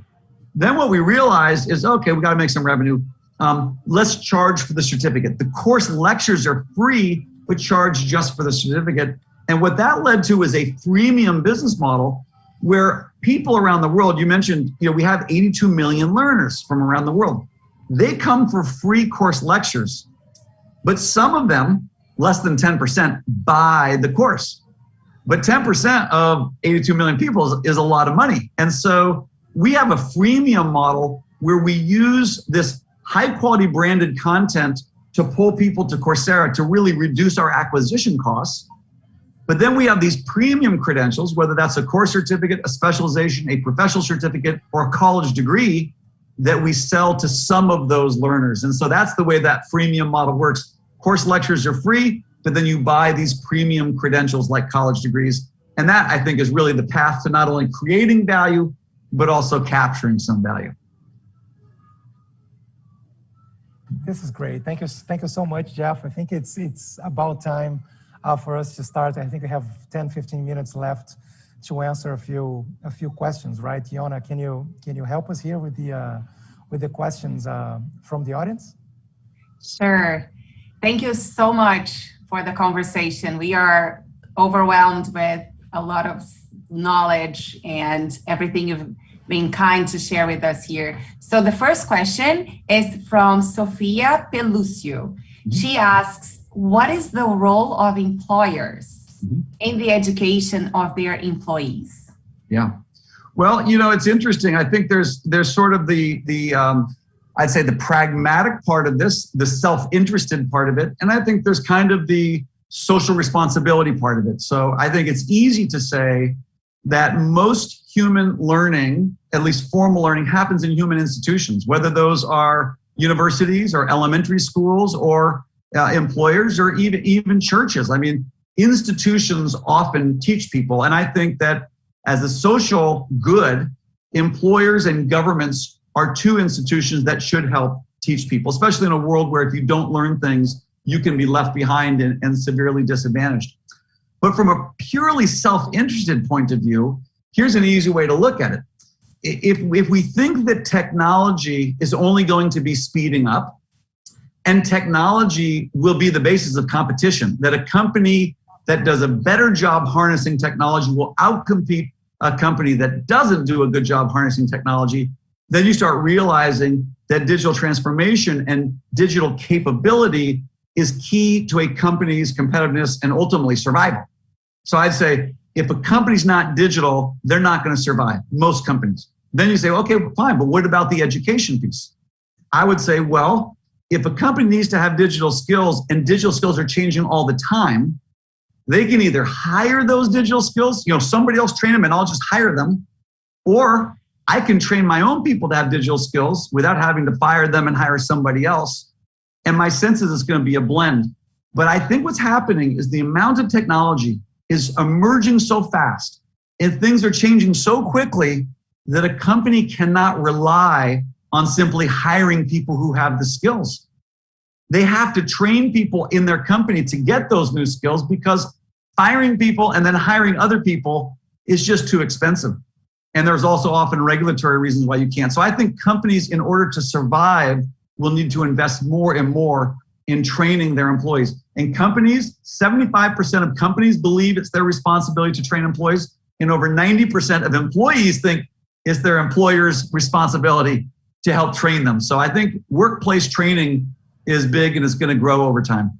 And if I can just add super quickly here, this is again another aspect where education and HR overlaps, and building those capabilities is something that can't be done overnight. So the companies should be really worried and focused about how to build those training and learning and development capabilities, how to blend education and HR. It doesn't happen overnight. That's something that needs to be built over time. So as soon as you start building that as an employer, the better it will be, the sooner you'll be able to compete. Agreed. And Iona, to just a little tip to anyone out there who's an employer or is in learning and development, there's a really simple question that I ask that a lot of companies don't have the answer to, which is who needs which skills most right now? Because Marco, to your point, it's going to take a long time. Start with the most critical roles and the most critical skills that those roles need. It might be you need your data scientists to know Python. It might be you need your software engineers to know machine learning. It might be you need your managers to know how to manage a remote team. Whatever it is, be very intentional about what skills you're going to need for which people, and start now, because the world's not slowing down, it's speeding up. And it's going to take a while, as Marco says, to build up these capacities.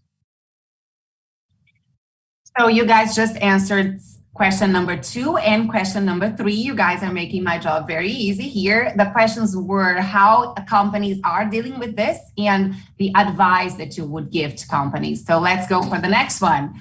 That's very interesting. We would like to know, Romulo Afonso is asking how Coursera and Descomplica plan to offer learning opportunities for the currently unemployed large class without financial resources.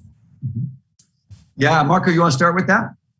Sure, we can. So number one, it's very important for us to price it right. So it's very important for us to be able to price it at scale. So Descomplica was always all about affordability at scale.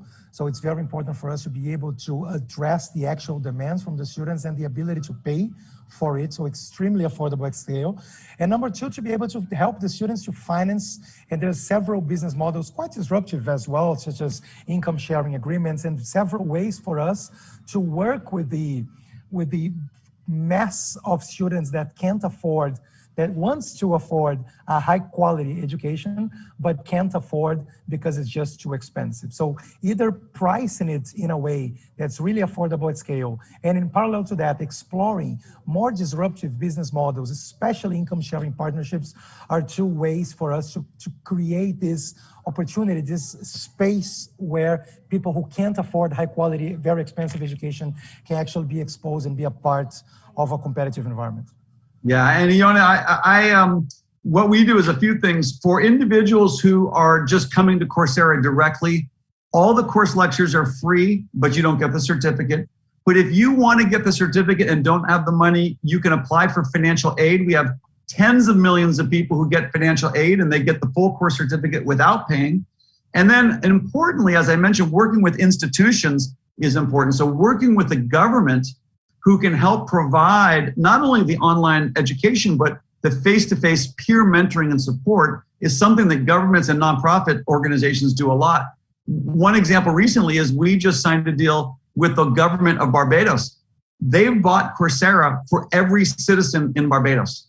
And the state of New York has bought Coursera for every unemployed person in New York. And this is one of those roles where government agencies and public universities too can provide state-of-the-art learning to people, even if they don't have a college degree or they don't have the financial resources to buy these types of courses on their own.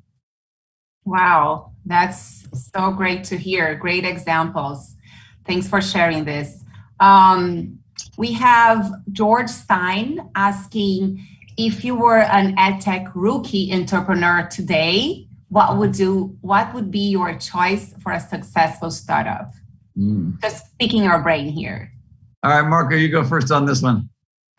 Well, number one, I think you should really try to find, we talk a lot about product market fit, but I think as an entrepreneur rookie, there's also the founder market fit.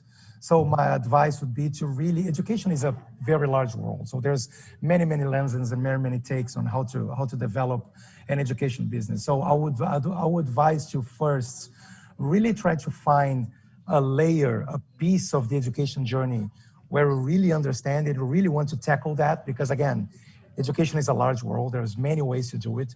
So really try to educate yourself and really try to find this founder market fit. Jeff just mentioned that Coursera was founded by two Stanford professors. So the founder market fit was there from the get-go. So number one there, and number two, deploy as many hours as you can to find this product market fit, to find a kind of a great product.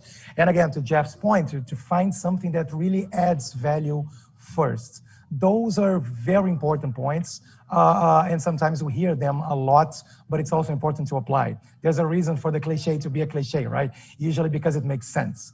So really try to find this layer, this piece of education that really matters to you and that deeply touches you. And then on top of that, spend as many hours as you can to try to find the perfect product to add as much value as you can as fast as possible. Those are cliches, but those are the truth. I love it. I'll build on that, Yona. So I often think of strategy as three basic things. One is customer, and think of it as a Venn diagram. There's customer, there's opportunity, and there's advantage. And customer is who has a problem that you are going to solve with your solution. That's exactly what Marco's saying. That's product market fit, is understanding your customers, adding real value. Then opportunity is, well, how many of those customers are there? Are there trends? Is it a big market? Is it a growing market? What would be the unit economics of the revenue at scale and the marginal cost of serving it? Then the third part is, okay, so you're solving a problem for a customer. There's a lot of customers. There's some good economic opportunity. The third piece is advantage. And that gets to the founder market fit, I think, a lot also what Marco's saying, which is, do you have a reason to believe that if you solve this problem for this customer in this large market, you can keep other competitors from stealing it from you? And so if you could focus on customer and that product market fit, opportunity and the growth of the economic opportunity, and then advantage, which is how are you going to protect this great business you're creating? I think those are three of the keys. But I would start with product market fit and the customer, just like Marco said. Thank you so much. A quick entrepreneurship class here at the end of our panel. So last question, Álvaro de Carvalho asks, what is the impact of this new role on education in regards to young children and teenagers? You know, we mostly work with adults. Some high school students and teenagers who aren't sure if they're going to go to college may very well take these professional certificates that they can earn online for less money and is a little bit more aligned to a certain job. But Marco, you probably are closer to what's happening in the earlier stages of education. Yeah, we do work with teenagers, not children, but we do work with teenagers, and it starts from the communication, it starts from the formats and the features. So the teenagers, they're way more tech savvy and they expect a new way of communicating. Even when you look at social media, the way social media was in 2010 or 2012 or 2015 is fundamentally different than the way the social media is right now. Good for us, it's more and more video-based. Good for us, it's faster and faster pacing. So that's what we do. We have to continuously adapt the formats and the features and the speed on which we'll be able to deliver content to a new generation of students that are eager to grasp and have as much content as fast as possible. And we're talking about this shorter and shorter cycles. When we talk about teenagers, we're talking about super short cycles, super short, even attention span. So we need to be able to be extremely straightforward and be able to be fun. Because this is a generation that talks about gaming all the time, that understands that social media should be fun and everything around technology around them should be a layer, an extra layer of fun and honestly, happiness. So it's a lot about making education more straightforward, more fun, and more connected. One thing that it's also very important when talking about teenager, adults as well, but teenagers even more, is to learn in groups. So it's very important, the feeling of belonging, building this. And I love when Jeff mentioned about, of course, there's a role in technology, but also there's other roles in the pedagogical experience, right? So the feeling of belonging, the ability to learn together, and the ability to have fun together while being exposed to new content and engaging content, it's something that every entrepreneur should think about when talking about online education for teenagers. Fantastic. Fantastic. That is so true. Well, I would like to thank you both, Marco and Jeff, for this very rich and deep discussion. On behalf of Brazil at Silicon Valley, I really would like to thank your presence here. You have inspired us all to pursue a journey of lifelong learning. If you want to do any closing remarks, is there anything that you would like to share? You know, and I would just like to say thank you so much for having me. I love talking about this, especially with other experts in the space like Marco. Marco, it's been a pleasure. You know, thank you for the invitation. Same here. Pleasure to speak, Jeff. Thanks a lot for the All Conference and Yona for the invitation. Every time we have the pleasure and the privilege to talk about education is something that put a smile on our faces, right? Thank you so much. And to our audience, please don't move. Stay with us on YouTube and Intera. We have an amazing panel starting in 5 minutes, 3:05 here Pacific time and 7:05 in Brazil.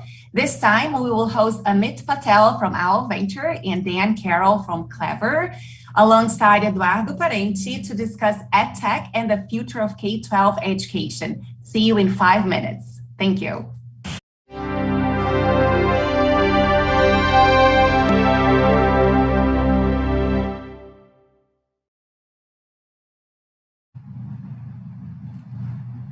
So, hello everyone. Good evening to those in Brazil, and good afternoon to those in Silicon Valley. As a quick reminder before the panel, you may change the language from Portuguese to English or the opposite through the link in the description of the video. The original language for this panel is English, and the Portuguese channel will be led by our amazing translators. My name is André Moura. I'm a master's candidate at UC Berkeley and co-president of Legal and Finance at Brazil at Silicon Valley. It's an honor to welcome you to our last panel of the day. Before, I want to once again thank the support of our sponsors who make the Brazil at Silicon Valley movement possible. Thank you very much to all of them. Now, we are very excited to start the last discussion of the night where we'll cover one of the most important topics for education stakeholders, EdTech and the future of K-12. K-12 education has never been so challenging. We have seen new technologies arising, the homeschooling as an alternative, and the abundance of free and widely accessible knowledge. Our mission at BSV is to bring cutting-edge discussions on technology and innovation.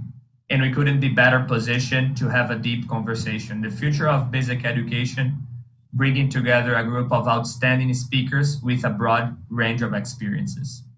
So for now, although the speakers need no introduction, I want to invite our first panelist, Amit Patel. Patel is a managing director at All Ventures. Before joining All Ventures, Amit founded personal academic trainers and after-school tutoring company and created the Quality Assurance Program for Mathnasium Learning Centers. Amit also served as the Director of Technology for Success Academy Charter Schools, and he earned an MBA and MA in Education from the Stanford Graduate School of Business and Graduate School of Education. Amit, thank you for accepting our invitation and welcome to the panel. Thank you for having me, and I'm looking forward to the discussion. Great. And to join the panel and enrich the discussion, we invite Dan Carrol. Carrol is a co-founder and chief product officer at Clever. Before co-founding Clever, Dan joined Teach for America and taught science at Strive Preparatory Schools in Denver, where he became their director of data and technology. Carrol also holds a degree in biology and computer science from Harvard. Dan, also thank you very much for being here. It's so great to be here. I'm excited to learn from you, Amit, and all the questions, and also should maybe share a little bit about Clever's journey so far. Awesome. And to moderate this panel, I want to invite Eduardo Parente. Parente is a production engineer graduated from Federal University of Rio de Janeiro and holds a master's degree in business administration from NYU. He is a former McKinsey partner, and since 2018, he is the president of Edux Group, which is responsible for educating more than 1 million students throughout Brazil. Eduardo, thanks for accepting the invitation. And before we start the conversation, I want to remind the audience that we will be receiving questions so the speakers and the moderator can answer at the end. Eduardo, now the floor is yours. Thank you very much, Andrea. Such an honor to be here. Thank you very much for the invitation. Going straight to the chase, I'd like to start with Dan here. Dan, I was doing my homework here and going through Clever, understanding the products and the cases, and I was fascinated. I think everybody's aware of the single sign-on feature, but looking at other things that you do, there are things that are really simple in addressing the concerns and the pains of the students. I loved the QR code for young kids to log in fast and safely. I think that was absolutely brilliant. I was really impressed on how quick you guys teamed up with Zoom last year to provide an alternative for quarantined students and teachers. So tell us a little bit about what is the key to this idea generation process that you guys have, the consistent execution, and why is Clever different than other EdTechs in the market? Yeah, thank you for that opportunity, Eduardo, and thank you for doing your homework on what we do. At Clever, we take a really different approach from every other company I know in the world of EdTech. I think the first thing that we do, and this has been part of our philosophy from day one, is that we're grounded in the realities of what happens in schools. We started Clever not because we had some big idea or, it was an idea that came out of nowhere. It came out of my experiences as a teacher trying to bring technology into my classroom and just noticing how many things could go wrong. As a teacher, when you bring technology into the classroom, whether it's with a kindergartner or at a university, you take a lot of risk. You never want to be that person with a beautiful lesson that's sitting in front of your students and no one can actually learn. And so you're taking this risk, and my belief was we need to do everything we can to eliminate and minimize those risks for teachers, because I'd felt the pain of a lesson going wrong because a student couldn't log in, or it took too long, or no one could find the place that they were supposed to go. So the first thing that we do is we ground things in the reality of classrooms, especially the reality that people don't like to talk about. No one goes up on a conference panel and talks about how many minutes it takes for preschoolers to log in to their computers, but that is a real problem if you sit and watch a preschool classroom. And then the second philosophy that we've taken that I think is really unique is that it's not about Clever, it's not about us, it's about supporting and elevating the people who are making EdTech applications. Those are our customers. We don't sell to schools in nearly all cases, but what we do is we support and are paid by the companies that do. So people like Google Classroom and Khan Academy and McGraw-Hill and Newsela, those are the customers of Clever. And we take a humble approach. At Clever, we don't know the best way to teach a student how to read. We don't know the best way to teach a student how to do math. But what we do know is we do know the best way to get a student and a teacher into that learning experience from one of those amazing applications that we work with and support, and who pay us to make that, that paved road that makes it so easy for the students to get there and to learn. And so I think that those two philosophies of being grounded in the minor obstacles, the unfortunate tragedies of the classroom, and taking a role that's all about getting students and teachers into learning experiences has guided our philosophy, and it's led to some really exciting growth where we've become, 2/3 of the schools in the U.S. use Clever, and we are just in the next few years really starting to think about expanding internationally and what it might mean to take Clever to places like Brazil. We're going to get there. We're going to talk about Brazil pretty soon. So let me move on to Amit here. Amit, you're the man. You mentioning a $6 trillion market. We lose to anyone but healthcare, right? And I heard you say that now is the time. And you invested in several EdTechs on the board of many others, and of course, every day looking into new investments. What kind of companies are you excited about these days in this EdTech world? Yeah, well, first of all, thank you, Eduardo, for kind of moderating the panel, and excited to be a part of this discussion. At OWL, we kind of think about the EdTech world and call it 4 or 5 different categories, and that's kind of where we look to invest. So first is kind of early learning is one of the categories, then K-12 is the second category, third category is higher education, and then the fourth category is kind of the future of work or lifelong learning, kind of however you want to refer to that category.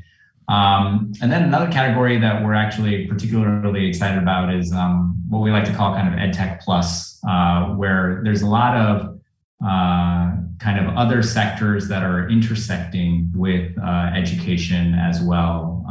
And so an example of that is kind of EdTech plus healthcare. We've made an investment in a company called Hazel Health, which is bringing kind of telemedicine services to the K-12 sector. And there's several types of examples of that where kind of EdTech plus FinTech or EdTech plus kind of media or entertainment masterclass is another example of an investment that we've made where it's kind of bringing the world of education and media or entertainment together. And so, our philosophy at OWL is to kind of invest across all of those areas of the education spectrum. And we are also looking globally and believe that kind of innovation in the sector can really happen around the world. There's not just kind of one country or a handful of cities where kind of we've seen great companies being created, and that's because kind of access to great education is a universal need and something that we're seeing fantastic companies get created globally. And so we have now made investments in the US, in Latin America, in kind of Asia, Europe, and around the world. And so that's something that's also very exciting to us as well. And then the third thing I would say is like kind of we're open in terms of stage of investment as well. So it's kind of everything from kind of early stage to growth stage is kind of what we're looking at, and we're seeing companies that are really exciting kind of across all of those stages. So those are probably like the kind of 2 or 3 different vectors that we kind of look at companies as we kind of consider where we would like to make investments. Fantastic, thank you.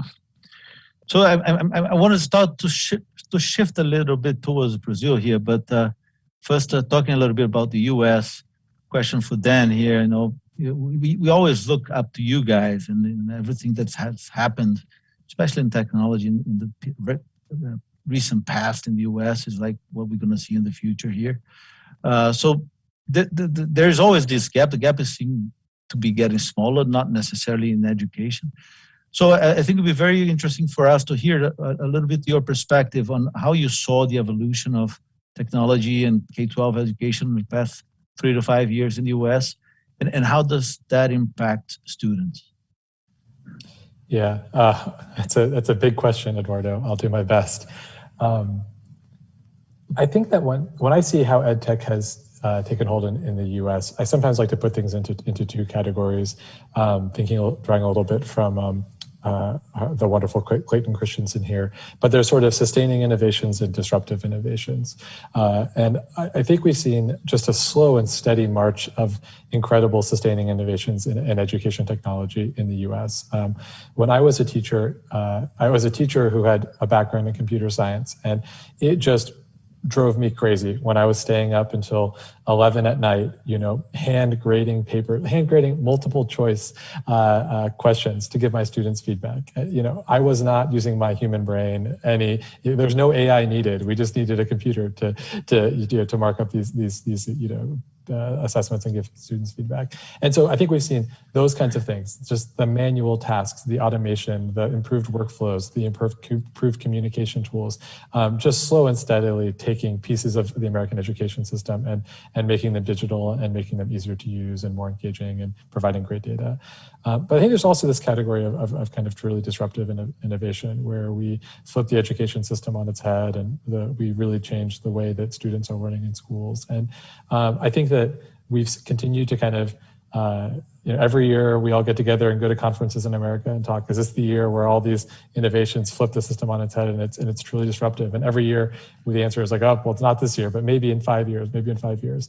And then finally, a year and a half ago with COVID, the system was flipped on its head, and it wasn't by choice. And it was, of course, tragic. And so many people's lives were lost and disrupted, and so many students and families suffered.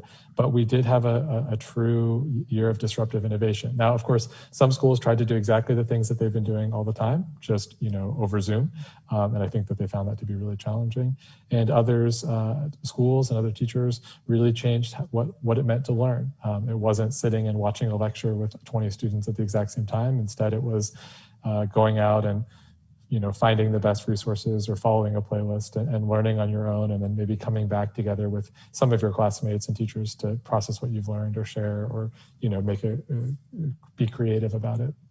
And we're at, I think, just one of the most interesting times in EdTech that in my lifetime right now, because the question is, as schools go back to session in America in the next month, what will happen? Will this sort of new ways of pedagogy and new tools and new practices that have been adopted during COVID, will those just be a 2-year blip in the radar? It is amazing always how resistant to change our educational system can be. Or was this a catalyst that has really sparked much deeper and transformative forms of learning, and we're kind of on the path towards a completely new educational system? And probably my prediction is that it'll be somewhere in the middle, but I do think that there's a high likelihood that maybe countries outside of the US are maybe more likely to stick with some of these new ways of learning and communicating than we might in the US. There might be a little bit more institutional inertia here that tells us to put the computers away. But we're certainly not going back to the way things were before. And every teacher I've spoken to, every principal I've had a conversation with has said, hey, during COVID, I found a few new ways of teaching that I really like, that I'm going to stick with, even when the virus isn't getting in the way of us all being in the same place and being into classrooms. So it's an incredible moment, but I think the future for the next year is, I don't think that Brazil's going to be following the U.S.'s footsteps. We all are facing an incredible new future over the next year. It'll be interesting to see how we all react.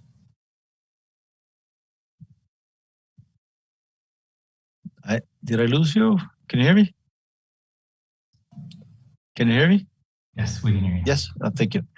No, Dan, don't worry. Institutional inertia is something pretty global. I think that especially in education. I think it's a phenomenon everywhere, and we saw the same thing here. COVID being a tragedy, but making people think differently about many things that they've always done or they've been doing for the past 200 years, right? So, Amit, would you like to add something about the past 5 years? But my question to you was about the future. So what's coming new? What's on your radar there? But I think that Dan gave us a comprehensive answer, but perhaps you have something to add on these past. Yeah, no, listen, happy to expand on kind of what Dan was saying. I think, if you look at not just the last 5 years or so, but like, let's say the last decade, right?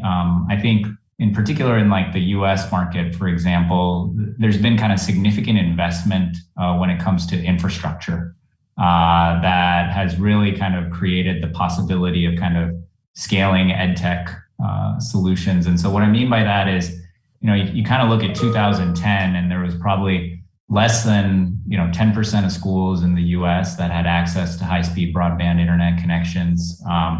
You look at 2020, that number is close to effectively 100% of schools that now have access to high-speed broadband internet. Similarly, you look at like kind of student to device ratios, and in 2010 there weren't that many schools or students that really had access to mobile devices and things like that. Over the last decade or so, with the kind of proliferation of like iPads, Google Chromebooks, et cetera, and things like that, it's not as ubiquitous as where high-speed broadband internet connection is, but it's getting kind of towards that. And so what's really happened is kind of this has created the infrastructure for EdTech companies to kind of exist, to kind of scale and things like that as well. And so that's really, I think, been helpful, kind of even pre-pandemic, and we were seeing an acceleration of kind of EdTech adoption that was happening. And then, kind of as you think about the last, call it, 24 months or so, I think that, there's 1.9 billion students around the world that kind of had to experience like some type of disruption to schooling, right? And in K-12, a lot of that meant remote learning. In higher ed, maybe it was blended learning or online learning only. And even beyond like kind of the formal schooling system in corporate and adults, there was remote work or blended working that actually had to happen. And so from that perspective, I think experience and adoption of EdTech has really been accelerated. Now, time will tell whether it's been accelerated by 5 years, 10 years, et cetera, and kind of we can have a look back to see exactly what the impact was. But certainly there's been kind of more people over the last, call it 2 years or so, that have experienced education technology solutions than ever before. And, kind of to Dan's point, the conveniences that are associated with these solutions, whether it's, kind of taking like repetitive tasks and automating them, right? Or allowing for more kind of one-on-one instruction for teachers to kind of spend time with students, or small group instruction to occur, or the data and personalization that can exist, and then creating personalized learning journeys for students. Like, these are conveniences that kind of, even in the post-vaccine world, when we are going back to, in-person classes and things like that, like those are things that, will be very difficult for kind of the community to say, hey, we did things that way, but we're really going to go back to not having access to those conveniences. And so, we think that, kind of, once again, how much acceleration happens is kind of still TBD, but there will be certainly kind of greater acceptance of these solutions on a go-forward basis. Thank you. I think we're certainly excited. I think we're living thrilling time for education. I think that when you see what education has done for many sectors, and today what we experience here in Brazil is technology, being able to bring content that was accessible only for the elite until very recently to classes C and D and E. So this is the way to find it. And if you don't mind, I'd like to shift a little bit the discussion towards what's happening here in your views. And just to give you a little bit of context, I was actually very surprised to be moderating this panel, because out of our 1.2 million students, there's now no one at K-12, right? But I think there's two reasons why they call me here, because people are asking me always, how can we improve higher education in Brazil? And I've been very vocal that improving higher education means improving K-12. I think that's the single most important lever for us. And the only way to do this is through technology. And I think that the other reason I think André and Will decided to have me here is because we're being very successful as an EdTech company. We have today $200 million revenues, 50% EBITDA, 50% growth, most targeted at online learning, higher end education for classes C and D mostly. And the key difference is that when you look into higher education in Brazil, you're talking 75% is private, whereas when you look into the 50 million K-12 students, they're 80% on public schools, right? And when we look at the ways our authorities are pushing to improve this system is a lot about imposing new regulations or acquisition of hardware, right?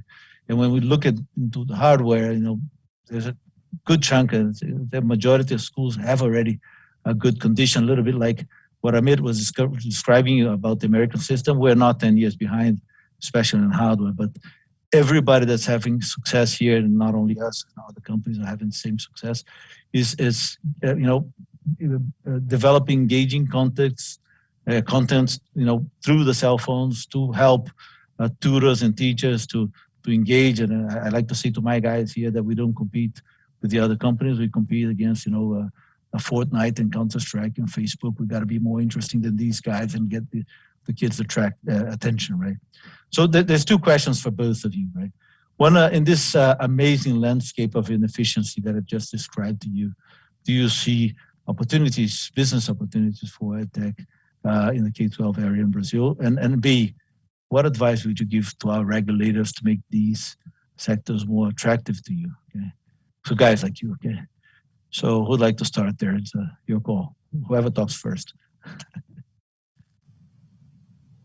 I'll jump in a little bit, but I definitely don't have the full answer here. So I'm very interested to hear what you think, Amit.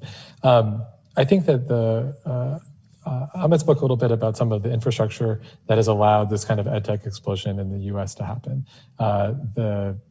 Getting broadband to schools, which has been an amazing effort with a lot of public funds, but also some incredible nonprofits like Education Superhighway. The ability to kind of both drive down the cost of hardware and then make hardware available to schools, to building digital literacy within schools.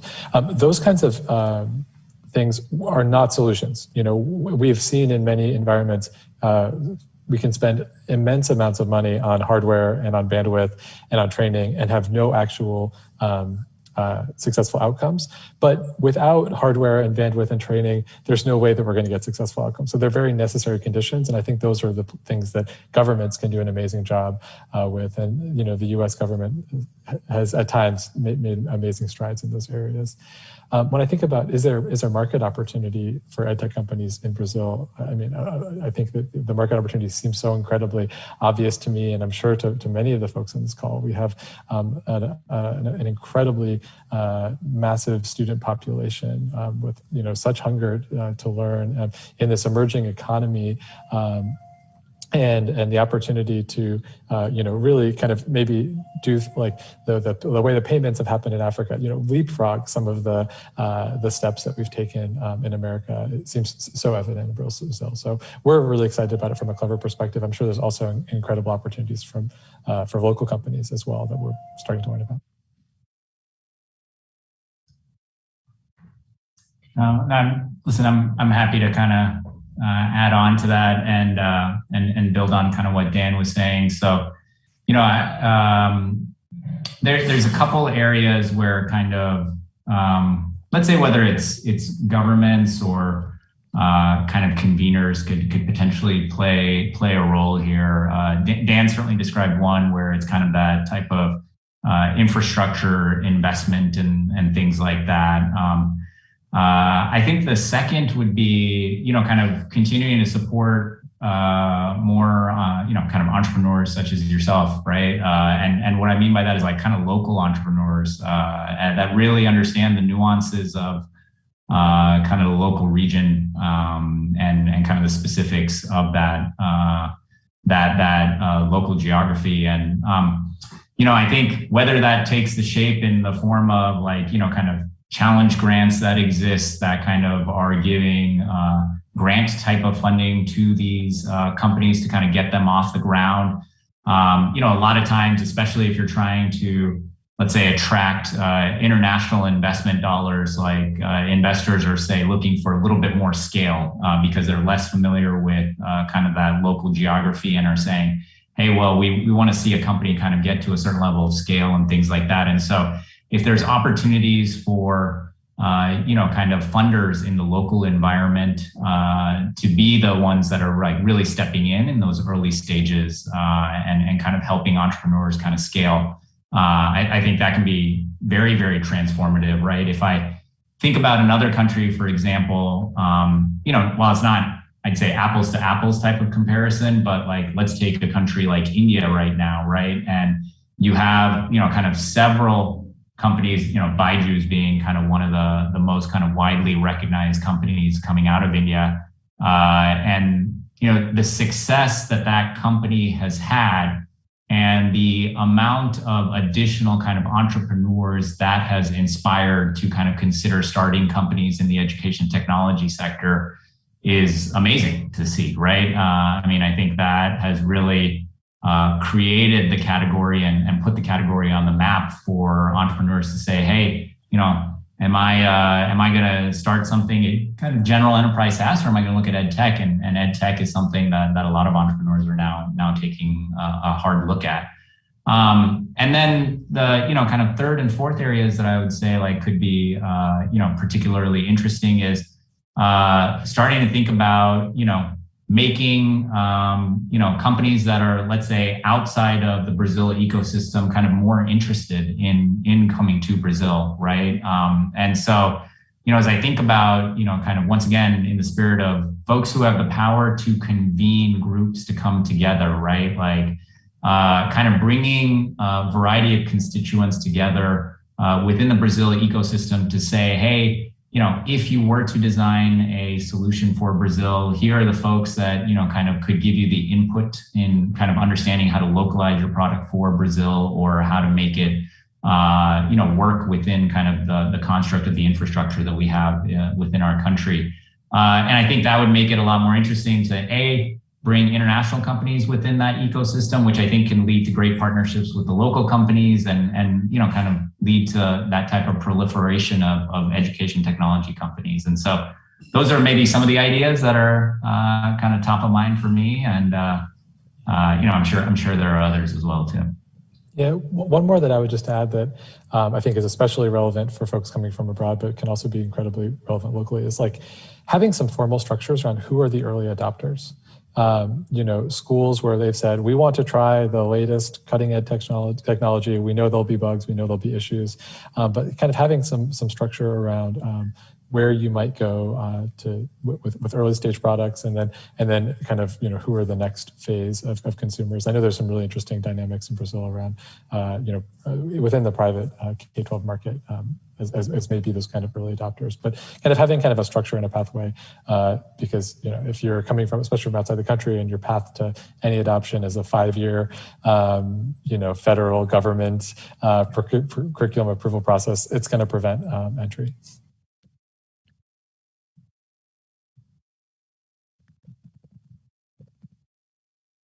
Did I lose you guys? You're still there?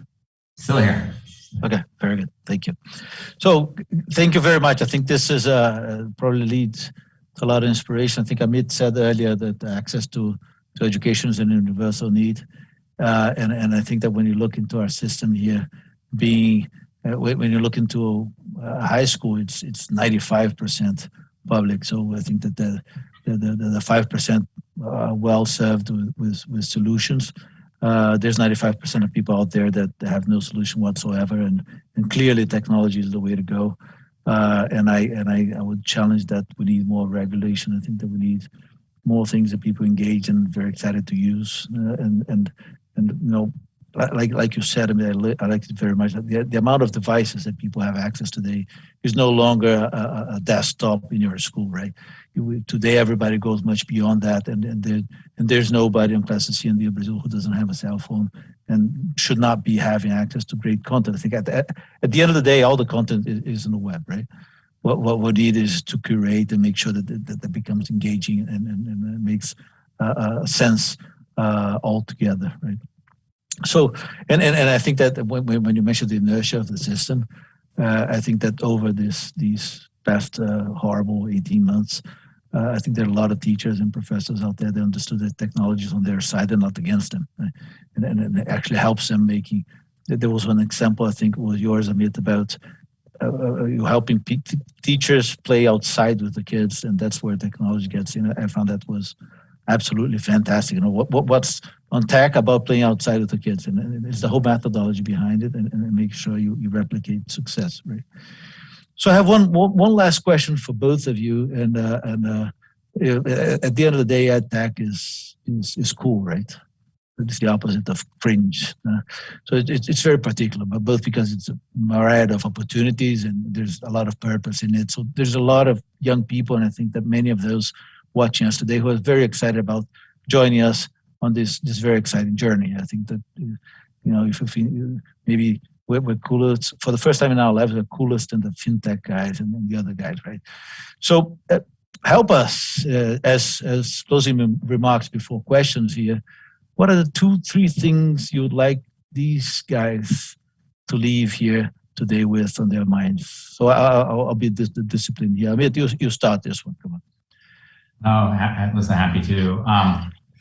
I'd say a few comments just to make. So, you know, I think one is a lot of people come to the education space with an assumption that they kind of are an expert because they were a student before, right? And I think, you know, the analogy that I would make there is like, that would be like saying, I could be a physician because I was a patient before, right? Like, so, you know, I think taking the time to kind of really understand what has been attempted before, what has worked, what hasn't worked, why hasn't it worked? And if you're kind of coming to market with a solution that, I'm not saying just because something hasn't worked in the past, it's not going to work today, but have a kind of real perspective in terms of why now is different if you are kind of coming back around with a solution that's been tried before. So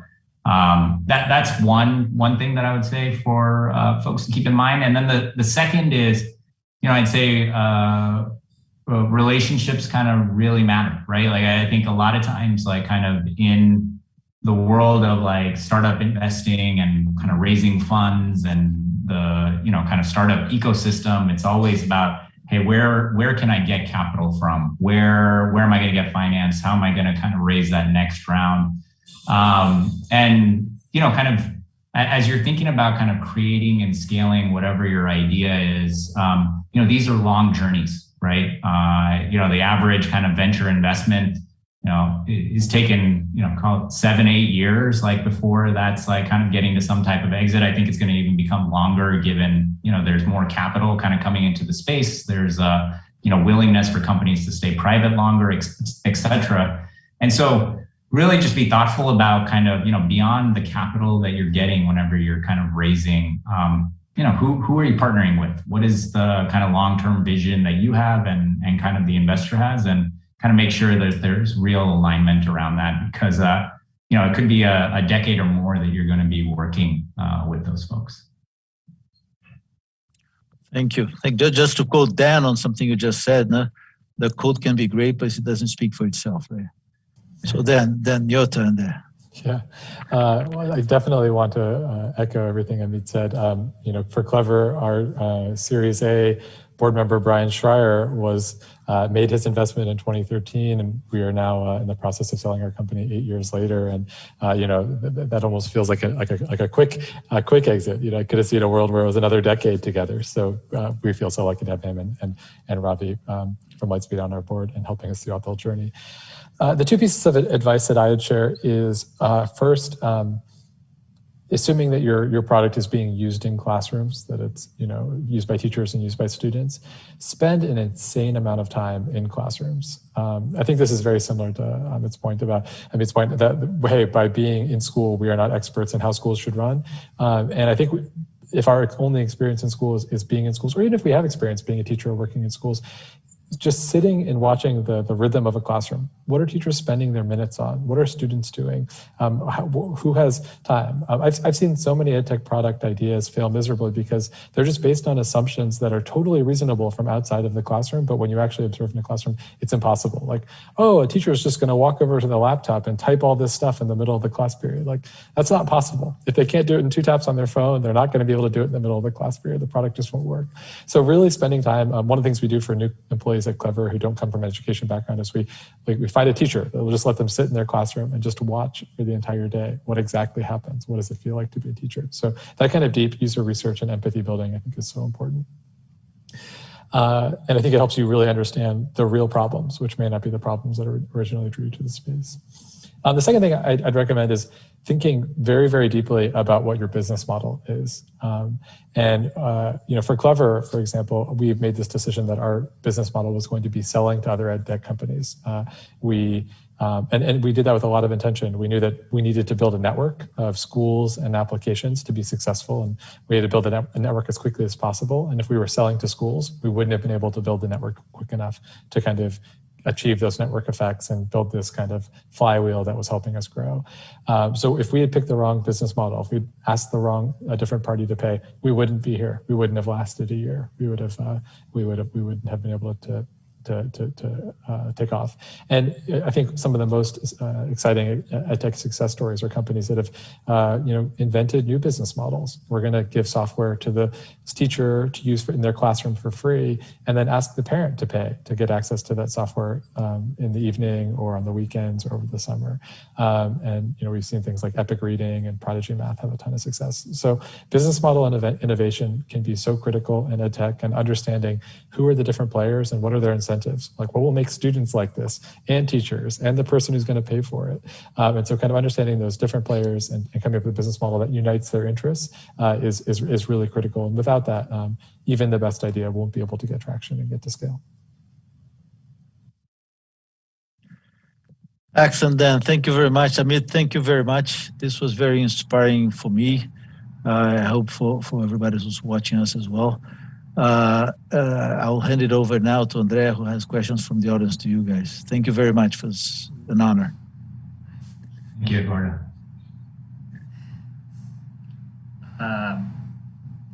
So thank you very much once more, Amit and Dan, and also Eduardo that led this panel to make incredible questions. And also you have incredible questions from the audience. And I think the first one, Dan and Amit, can be answered by both of you. It's from Estella, a person from the audience. She asked, generally speaking, when large companies manage educational institutions, we tend to see that education becomes too standardized and doesn't focus enough on students. What is your opinion on this matter? So I think we have a great experience as investor, also as startup experience. Who want to start to answer this one? Maybe I'll start and just talk a little bit about the Clever experience, and then Amit can give the broader experience. Does that sound good?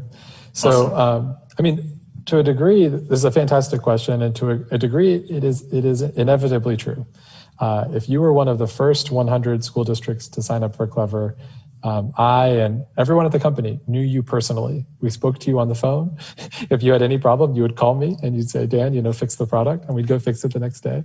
And now, we work with, 10,000 school districts, and we just aren't able to have that personal relationship with every one of our users. So inevitably, there will be a little bit of a loss of signal as companies get bigger. That said, there are other ways that we've been able to build that I think helps us keep in touch. First of all, any good company should be obsessed with student and teacher happiness. They should measure that, and they should study it, and they should obsess over it. And we absolutely do that at Clever. And so while it may not be quite as personal, it may not be every single one of our users being able to call my cell phone and wake me up at 5 a.m.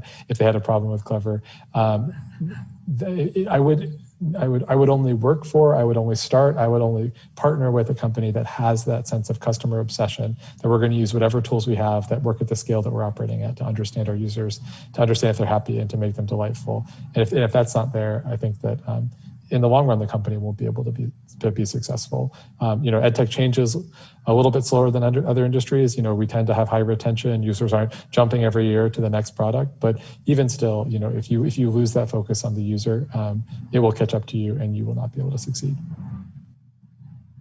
Yeah.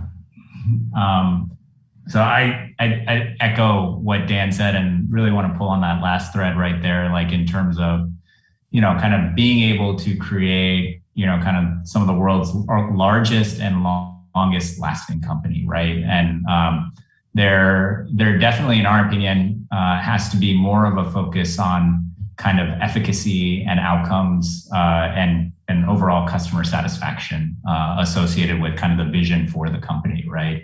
I think when we were more in an analog world where it was difficult to kind of really get a sense of, kind of side-by-side product comparisons, or, being able to create online communities and kind of being able to share experiences, like, it was potentially, possible for a company to maybe get away with not delivering that. But I think the world that we live in today, it's going to become incredibly more and more difficult for that to be the case. Not to say that like kind of we live in a world today where, efficacy is like the cornerstone of where purchasing decisions are getting made. I think we have kind of some progress to make on that front. But in the future, it's going to play more and more of an important role. And what I would say is, at least for us at OWL, it's so important that we've actually hired somebody full-time at the firm, who's the operating partner at the firm. Her name's Malvika, whose whole responsibility is kind of a pre-investment to, kind of post-investment, really helping our companies think about how to measure efficacy and outcomes, and kind of thinking about that from a, as an early stage company, it's likely going to be more qualitative in nature. And then the more scaled you become, the more kind of solidified the product offering becomes, the more quantitative you can become in that. And so kind of thinking about how do you become more and more rigorous as the company matures and you have the ability to invest more resources towards doing things like RCTs and third-party studies and things like that. Amazing. I think Sally, you had the question answered. So thanks. I think this one is for Dan, asked by Paula Minard. So she asked, there's a common misconception that education technologies are intended to replace teachers. And you talked about that, right, Dan? So how do you view that? Yeah, I think that it's kind of a crazy idea. If we think about all the things that a teacher does today, that a computer will be able to replace even half or a third of them anytime soon. There are things that we ask teachers to do that computers are desperately needed to help with.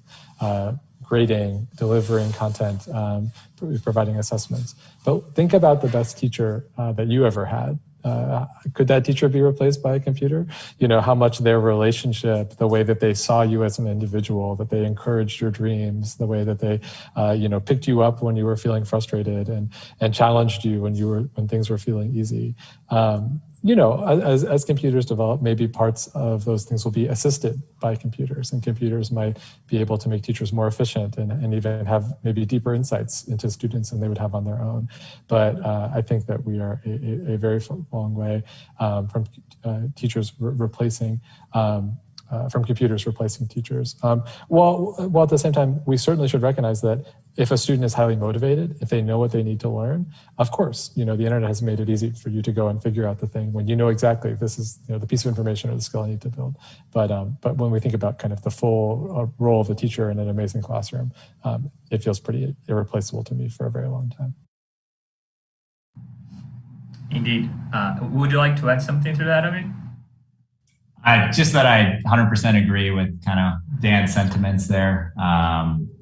We get asked this a lot as well. And, as I had mentioned in kind of one of the previous responses to Eduardo's question, kind of the compelling thing about EdTech is hopefully it's kind of creating more opportunities for those meaningful kind of interactions between teachers and students, right? Whether it is in that kind of one-on-one setting or a small group setting, the research that's been out there, and a lot of us are familiar with kind of Bloom's 2 Sigma theory, right? Like in terms of large group instruction versus the outcomes that happens when you have personalized instruction versus the kind of outcomes that happen when you have one-on-one instruction. Like that difference we've known for quite a long period of time. And if there's a role for EdTech to create more time for those kind of one-on-one or small group interactions, I think that could be beneficial for the student as well as for the teacher. Awesome. So yeah, interesting. The next question, I think it's for both. Pedro asked, it's such a big trend. We really would like to hear from you guys. So he asked, do you think that the availability of high quality education content and tutoring online, a lot of it for free, could lead to an increase in homeschooling or alternative schooling? Also, it decreases the cost of opening and running schools. It's definitely for both, and I think it's something that everybody would like to hear from education experts. Yeah. Dan, I'm happy to go first, or if you'd like to. I'd love for you to take the lead on this one. Yeah, sure. So, obviously kind of this last school year, let's take the US market, for example, like, kind of the percentage of students that are being homeschooled was like very low single-digit percent in the US that was getting homeschooled or doing some type of alternative schooling. Kind of over this last year, like that number was, 10% or higher of students that were potentially getting homeschooled. And so, I think there is a significantly larger audience that has certainly experienced homeschooling. I think it's made a lot more parents more involved kind of in what's happening with students' education. And, one of the trends that we're actually seeing and we're excited about is that this is leading to a lot more kind of direct to consumer offerings in the education sector, right? Whereas, I would say prior to the pandemic, there were certainly like kind of direct to consumer business models that were very scaled in, kind of East Asia, South Asia, and places like that. But we hadn't necessarily seen a lot of those kinds of business models in the US, but we're now starting to see them really in the US. And so I do think it's going to be interesting to see, like, kind of on a go forward basis. We've seen a number of companies that have come up that are doing these, like, kind of,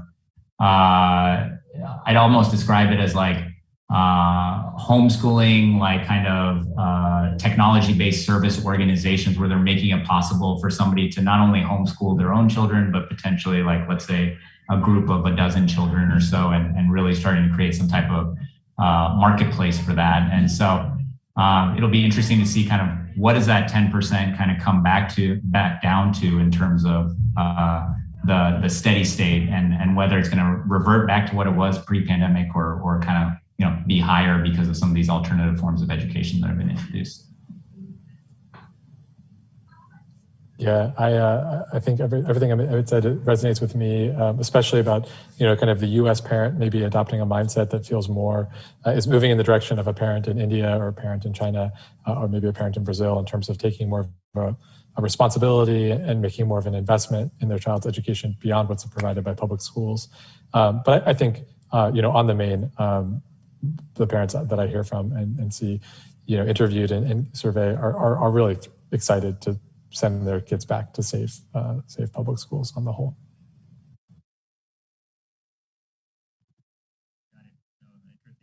Pedro, also hope that you had your question answered.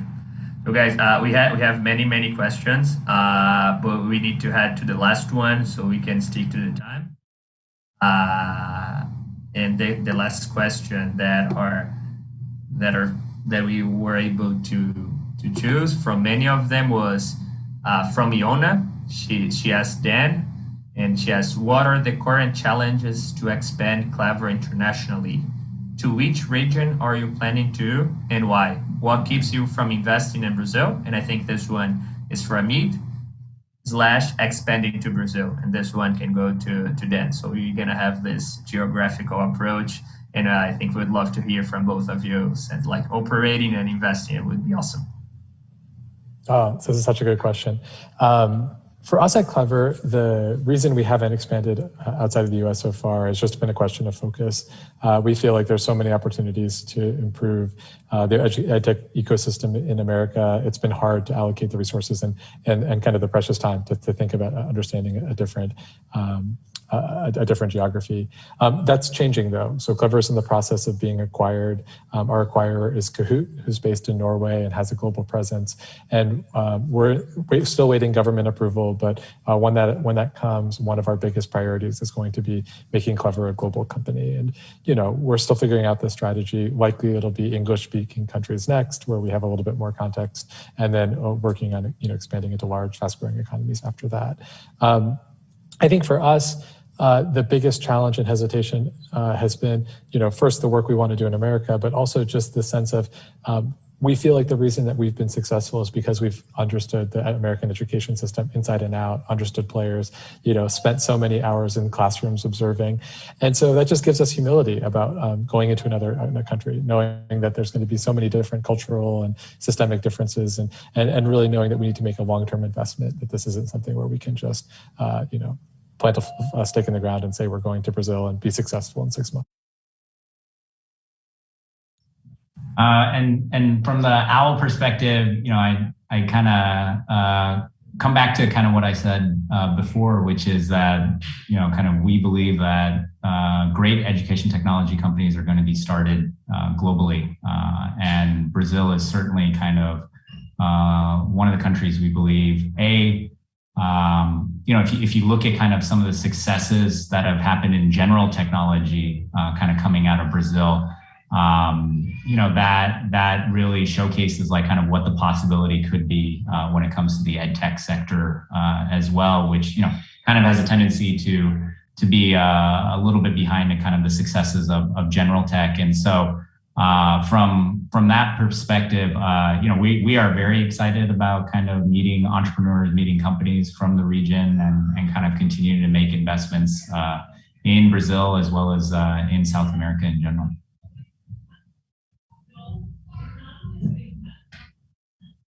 Interesting.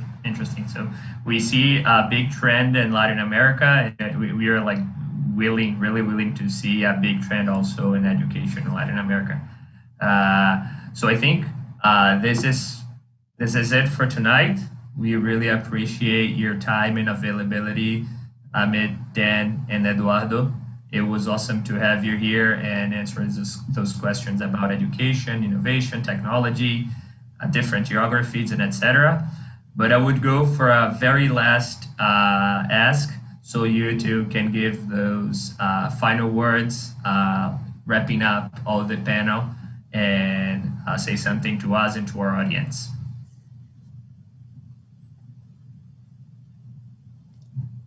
Oh, I guess I'll start. I just want to first just express my gratitude for being able to be included in this conversation.